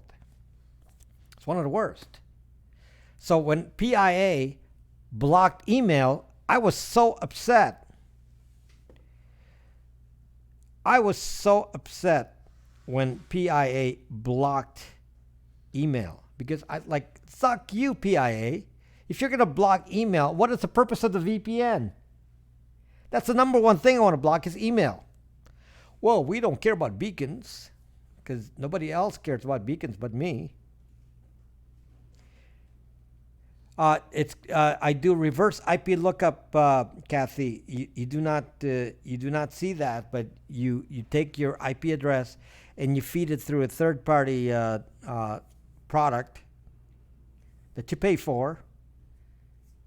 That can then do a reverse IP lookup. PIA blocks emails, and they don't block webmail. They block your own servers. What it is they block port 25 and port 587 and port 465. That's what they're actually blocking. They're blocking specific ports. They're doing port blocking. So if the server uses a specific port like 465, 587, they block those.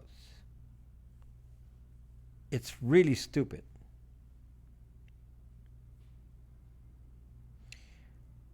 So, for that reason, I said, "Zuck that." I mean, they really, it was such a bad move. And then the other thing that I started getting with PIA is I started getting all these captcha codes. It's like abusive. It's like Tor. You get a lot of captcha codes with Tor. No. They don't. No, Kathy. Nobody does dynamic unless you're in mobile. The dynamic are only in mobile. If you're on your home router, it's always fixed. CAPTCHA codes, abusive CAPTCHA codes, because there are thousands of people with the same IP address on PIA. They're too visible. So if you want to be under the radar, you go Bytes VPN, not PIA, NordVPN, IPVanish, none of those. Nancy Pants, Tor is the most secure. When you do a VPN, the VPN gives you one endpoint, which is the server of the VPN, and that's the IP address shown to the world. The VPN's endpoint. So depending which server you're attached to, that's what is seen. Okay? Now, the problem is on PIA, there are thousands of people with those same IP addresses. Thousands. Because they have so many users. So when you have thousands of people with the same addresses, then Google, Facebook, Amazon, and so on, they flag them as VPNs, and then they start doing blocking, and they show you CAPTCHA codes. Tor is different. Tor routes you through 800 exit nodes. It routes it through 6,000 computers, and you end up with any random 3, and then you end up on an exit node, one of 800. There's no way to find where it came from using Tor. If you're running Tor, they don't know where the traffic came from. It's virtually an impossibility to do that from Tor. There's other tricks, but not through Tor. So what happens is if you're using Tor and you're researching about deep state, then you don't have to worry that deep state can find you, because they can't do it like that. So you use Tor when you want to do something, a little bit more advanced. Okay? So it's not for everyday use. You decide for yourself. This one is Bytes comes with Tor, Bytes Tor, yes. Yes, Nancy, it comes with it. It's an option. You turn it on when you want. It comes with it. That's why it's makes it special. It's the only VPN that comes with Tor and with ad blocking. I mean, come on.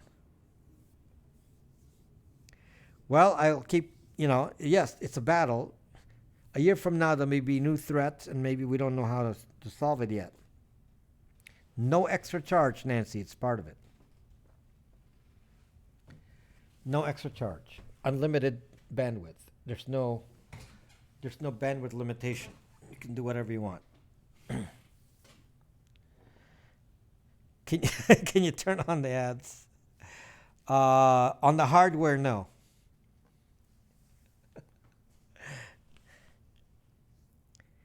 On the hardware, no. Once I turn it on, then the hardware VPN blocks ads. If you really want to see the ads, Kathy really wants to see those ads. So yeah,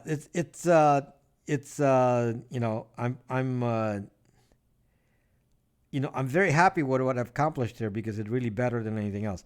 Browser pop-up ads or fishes, or every ad you see in a corner of a website, or ads inserted in the middle, those all disappear. Pop-ups or otherwise, you don't see anything. How many? There are some small companies that do ad blocking, and then there's some. There may be one that does Tor routing, but none of the big ones. So I think I'm the only one that does both. Tor routing is pretty rare. Tor routing on a VPN is very rare. Yes, the problem with the Tor, the reason the connection of Tor is so slow is because it has to, every time it makes a connection, it has to figure out which 3 servers you're going to use. And there's a delay of a few, like sometimes 3 seconds. Every time you click on something, there's a 3 second delay as it figures out which server it's going to use, and then it speeds up. So let's say you're streaming, that initial connection is slow, and then it speeds up. So that's one of the, if you're doing a lot of clicking, Tor appears much slower because of that. A VPN doesn't have that kind of thing because it doesn't have to decide the 3 nodes. Okay, so anyway, many of you have already bought my VPN. Many of you are on my physical Tor router and are happy with it. So when would you use Tor? Nancy, when I really don't want them to find me. There are certain searches that I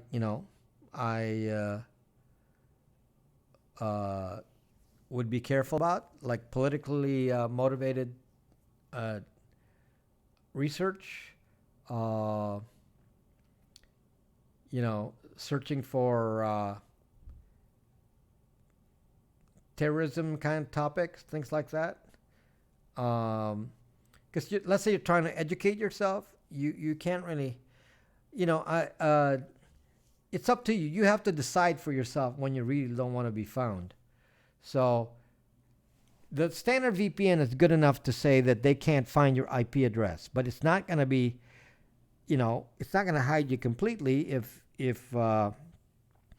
let's say a government comes in and says, I want to go.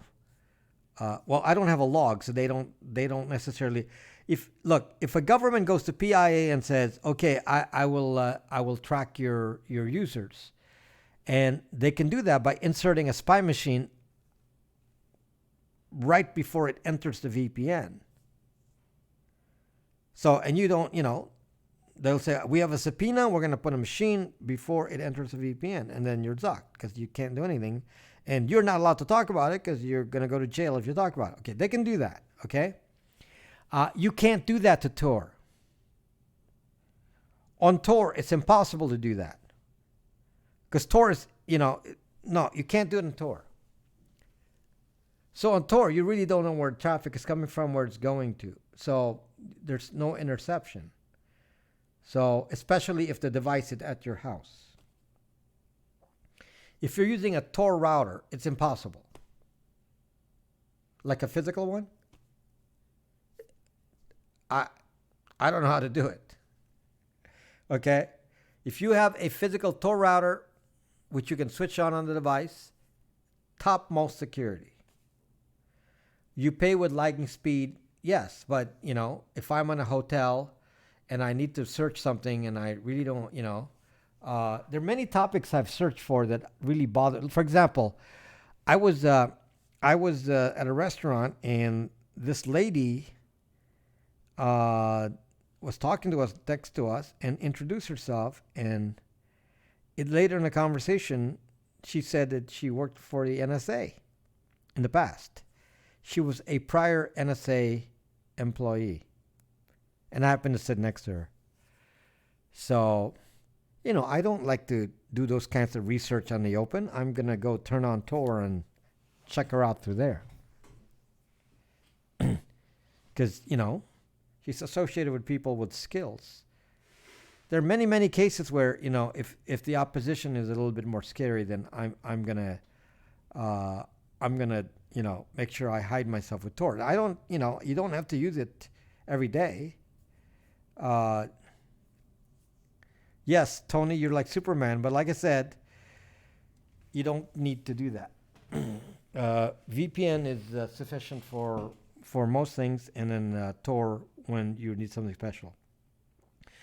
Did you see the Tor and Zuckbook's co-founder told CNN in an interview that said CEO needs to step down. He has too much power.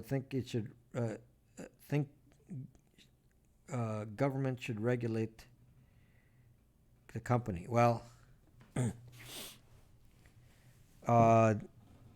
how is to? How is to what? How is to what? So in my case, if you have a old Tor router and you want to convert it to the new one that makes it a VPN, and a Tor router. I sell the chip for $54.95, or what is it? I forget. I think it's $54.95. It's around there. So you can replace the old chip, put the new one into the old Tor router, and then it can function like a new one. I would recommend instead that you buy a new Raspberry Pi Tor router, a VPN router, because a new one is twice as fast. So if you have an old one and you buy a new one, I'll give you a chip for the old one for free. If you buy a new one and you have an old router, I'll give you a chip for the old one for free. So just change the chip on one and now you have two. One will just be faster. Okay? So, because I don't want you to spend extra because you already spend money on that. So I can turn both into a VPN. You need a VPN subscription though for me to preset it up. If you want me to preset the routers so you don't have to do anything, you need to have a subscription. It's a physical router better than a VPN combo. For mobile phones, yes, Nancy Pants, and for visitors. If you're Nancy Pants, if you have a visitor that comes to your house and says, "Can I borrow your Wi-Fi?" that person will expose your IP address to whatever it is they're doing.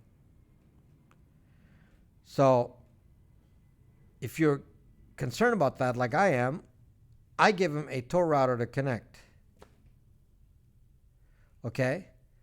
Not a Tor router, a VPN router. And say, here, connect to my VPN router. Oh, well, I don't tell them that. It's here. So they connect to my VPN router, and then they make me safe. I want to tell you it's about this new scanner that police can no longer scramble. The new scanners it's in reverse. The new police, it's actually the reverse. It's the new police radios that the scanners can no longer unscramble. They are now encrypting some police frequencies. They're normally up in the 800 range or so. The one in the 500 megahertz range is trunked, and then the one in the upper ranges is encrypted. And so I was listening on my ham radio, and I noticed that some of the entities are not encrypted, but the apparently some police agencies are now going full encryption.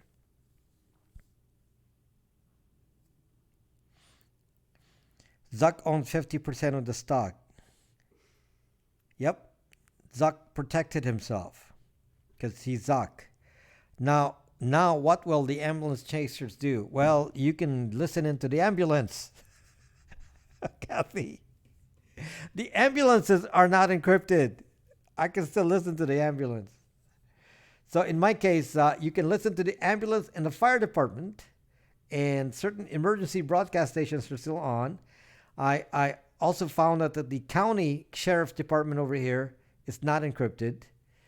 And I can't listen to the LA police department, but at least the other ones are. Buy Nissan stock now? Why? Why should I buy Nissan stock? Something happened in Nissan?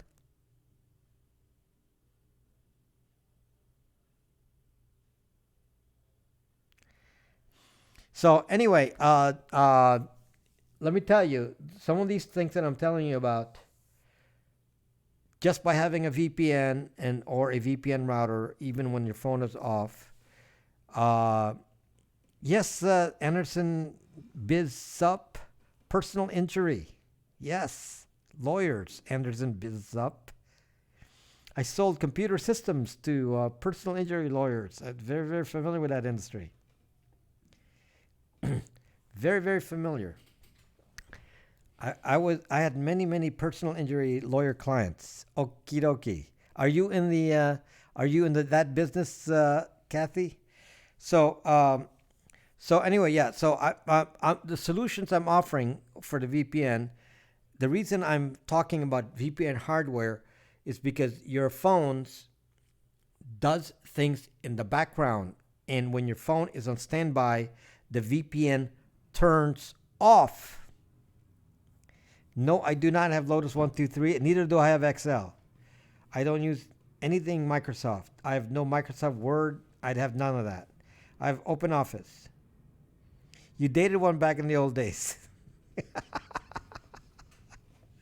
So anyway, again, to repeat why I'm recommending a hardware-based VPN is because your phone is transmitting in the background when the VPN is off, which is when it's on standby. So when your phone goes on standby, it's actually the email still active and it's sending the email back and forth. So there's two solutions: have a hardware router or turn off the email on your device. I'm going to tell you the hardware router requires no thought. It's your router. Connect to it, done. You don't have to think about it at all. You can watch Periscope, do whatever you want on the router, and you don't have to care what it does. It doesn't plug in, and Kathy, it's Wi-Fi. It's a Raspberry Pi. It's Wi-Fi. So put the Wi-Fi near you, and it's 5 gigahertz Wi-Fi. Instead of connecting to your normal router, you connect to the Raspberry Pi VPN router. Outside the home, no. No, it doesn't protect you outside the home. It's $149 for the Raspberry Pi VPN router. $149. That everything included in the hardware, software. The only thing you need is a short Ethernet cable to plug into your existing router. Bummer. No, it's also Tor router. You can switch it on and off. The hardware router has a configuration. You can change it from Tor to VPN. But I don't know if you're going to want to shift it like that, because that's too troublesome. If you're going to do a lot of shifting, you might as well just use the one on the phone, the software on the phone. Let me just tell you why, what is different about a standard VPN and a VPN with hardware. A standard VPN, you have to install OpenVPN on every device, like your phone, your laptop, your iPad. All devices need to have an installation of OpenVPN. Okay? Yes, Tony, I don't recommend that. If you have a VPN router, there's nothing to install on any computer. If you have a VPN router, no installation. You just connect to the router with Wi-Fi, you're automatically going to the VPN. No other protection necessary. No software to install. That's why the VPN router is kind of neat, because your guests can use it, anyone can use it, and they don't have to know anything other than connect to the Wi-Fi. So you will have two Wi-Fi. Dump your McAfee, Kathy. Use Windows Defender, which is free, on Windows 10. Dump your McAfee. It doesn't. Watch my video on antivirus. Let's just say this.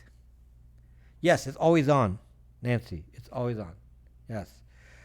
So, yeah, dump the McAfee. Use Windows Defender because, as the CIA said, it just makes you more hackable. What about, you don't need an antivirus in a Mac. You'll just expose yourself more. I trust my Verizon DSL. No problems for 3 years. Okay. Except if you are away from the phone, the VPN hardware is at home. So load the software on the phone when you need to use it away. Now, the fortunate part is when you're not home, you share an IP address because it's dynamic when you're on the road. So although the ISP can see you, it's not as dangerous as an IP address at home. Software is for on the go when you are away from home. Windows Defender, I have too. Yes, Windows Defender is all you need.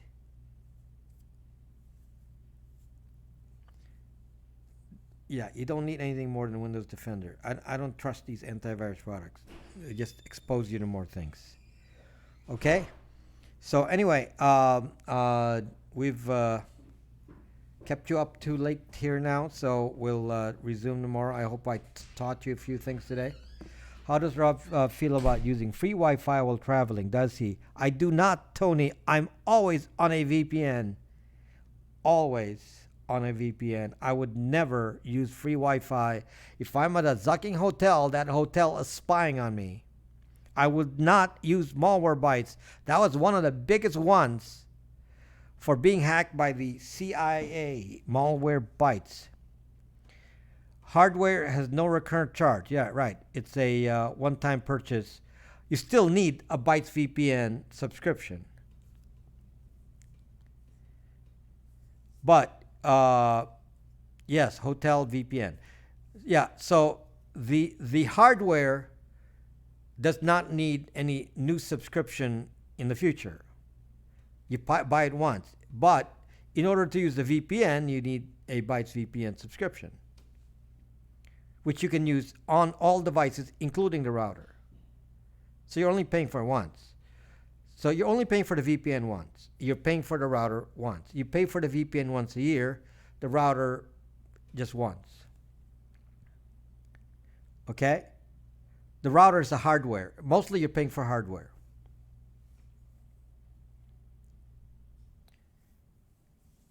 NS007, please watch my video on YouTube on antivirus. And I have a very long discussion of that. If I need to do it again, I'll do it again in the next day or so if you want. But yeah, you can't trust a VPN. I mean, I'm a VPN. You can't trust a antivirus product. There's a CIA document that I show you that explains why you can't trust a VPN product. They're all flawed. All of them. So the answer is not to use VPNs with advanced features, which is about all of them, except for Windows Defender. Windows Defender does not have any advanced features. So does a Windows Defender defend you against everything? No, but neither do the rest of them. So what's the point? Okay? So, but it will at least prevent the spread of common viruses. Thank you for the super heart, Great Gold. Do you know what super chats do, Great Gold? Super chats on YouTube. They also have that. I've been setting up MWB for friends. It catches things mostly on others' PC. I don't share my PC. Malwarebytes is specifically attacked by the CIA. They showed all the flaws on Malwarebytes. Malwarebytes uses a common engine with several of the other. They have a whole long section. No, Nancy, no. The mesh router is its own Wi-Fi. This is a separate Wi-Fi. All I have is Windows Antivirus. Windows Defender. Not Windows Antivirus. It's called Windows Defender. Okay, I think the signal is dying here, so we'll resume tomorrow. Thank you for watching me tonight, guys. Thank you for watching. So I'll see you guys tomorrow, and some of the stuff I'm discussing is in the videos. You did not lose the chat. I'm still here. Yes, if you want to be hacked by the CIA, go with NordVPN. NordVPN is excellent for being hacked by the CIA. It's like they're saying, attack me, because our servers are in all foreign countries. Okay, so no, I've given this 5-6 reasons why you should not use a lot of these VPNs at the beginning here. So I mean, in the last hour. So if you want to watch that part of the replay, Okay, so and then I also have a uh, thing about VPNs. So yes, so not all VPNs are the same. Mine is way, way, way better than other VPNs. Okay, way, way for the same price. Ad blocking, Tor routing, all USA, uh, invisible VPN. I think Malwarebytes are. No, Nancy Pants, trust me, the CIA does not recommend it. Do not use anything on your. I used to use AVG on my Mac. Do not use anything. No, Nancy, do not. Is Apple the CIA? The CIA said don't. CIA said don't. Okay, since they're the ones doing the hacking, their document says don't, and they specifically focused on Malwarebytes. It was the worst one. The worst one. Worst one. Okay, Windows Defender. I think it's called, maybe called something else on Windows 7. Yes, but it's essentially Windows Defender. Okay, so if you want protection for your computer, what you need to do is something we need to talk about later on, which is login management. Wait, Malwarebytes finds viruses, or is it another product? Nancy Pants, Windows Defender, free. That's all you need. Okay? That's all you need. Windows Defender, free. I can attack your computer with an antivirus, and you're going to tell me, but I have an antivirus. You can't attack me. You don't need it, Nancy. Not for a Mac. No. The best security on a Mac, I will explain later. Not an antivirus. On a Mac, you don't need anything. You need a different strategy. Not an antivirus strategy, a different installation strategy. And that will stop a lot of this. Maybe we'll talk about it tomorrow. Hello, Lisa. Okay, maybe we'll talk about it tomorrow. Because I've been trying to explain this over and over. And the problem is I can't demonstrate it easily because I got to get a new computer for that. And just to do the demo, because I have stuff on my computer. So it's hard to do the demo. Okay, but if you think that you are safe from a virus because you have Malwarebytes or whatever, let me hack your computer. I'll prove it to you. I mean, I can easily hack your computer. I don't care what antivirus you have. I can beat it. So what's the point?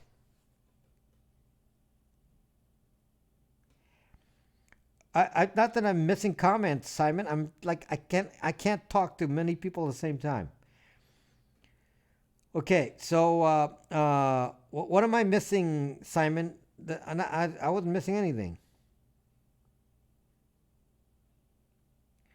Does it come with a 6-month VPN sub? What does that mean? No, you mean, are you talking about the hardware? The hardware does not come with any subscription, but you can use it as a Tor router for free. If many of you buy my Tor router without a subscription. If you don't have a subscription, I turn it into a Tor router. At any point, you can switch it to an actual Tor VPN router if you have a subscription. Okay? So you can use the device as a Tor router at all times, even without a subscription. You never have to worry.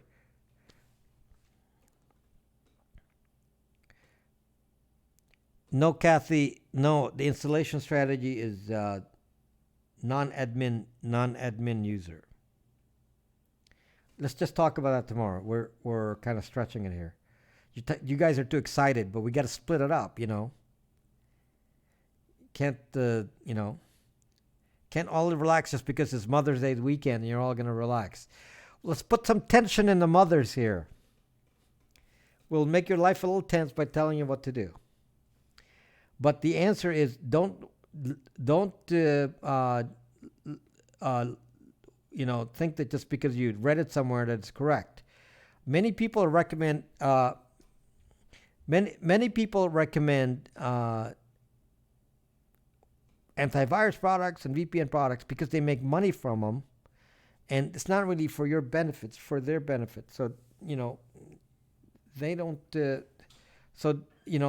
Don't assume that they're selling it for you. So I would like to sell you a VPN. I mean, a antivirus. I would like to sell you that. So I would like to speak positively about antiviruses so I can sell you that and make you a commission. But I can't because it's a bad thing. Okay? It's bad. So I don't know what to do. I can't recommend something that's not good. Okay? So, by the way, now that Bitcoin cleared 6,500, that means there's a floor now. The floor is 6,500. It crossed it.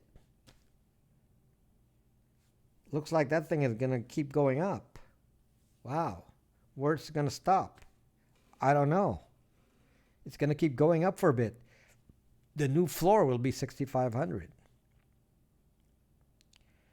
That is so cool. It passed 6,500. I mean, that's incredible. I didn't expect that. If you went to 6,700, oh my gosh, we are going to the moon, guys. Maybe it'll go to 10,000 and drop to 6,000. Okay. Wasn't really high before.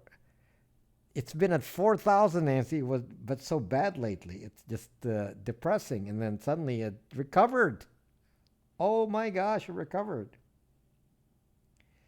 So this is like amazing. So there are no sellers. Somebody must realize the trend is up. It's an upward trend, and so people are realizing that in the long run it will go up. Haven't followed, yeah. So anyway, I'll send you a message. Okay, guys. So thank you for watching, and then I got so many things to do to get the ad blocking running on Bytes VPN next week. It's going to take me a few days here, so I got so much to do. So if I'm not responding to your messages quickly, it's because I don't have much time and I need to sleep too. So, okay. So, I'll BTC going up from demand, everyone paying. There you go, Simon. BTC is being used by the scammers so much that they're bringing the price up. Okay, good night. See you guys later. Good night.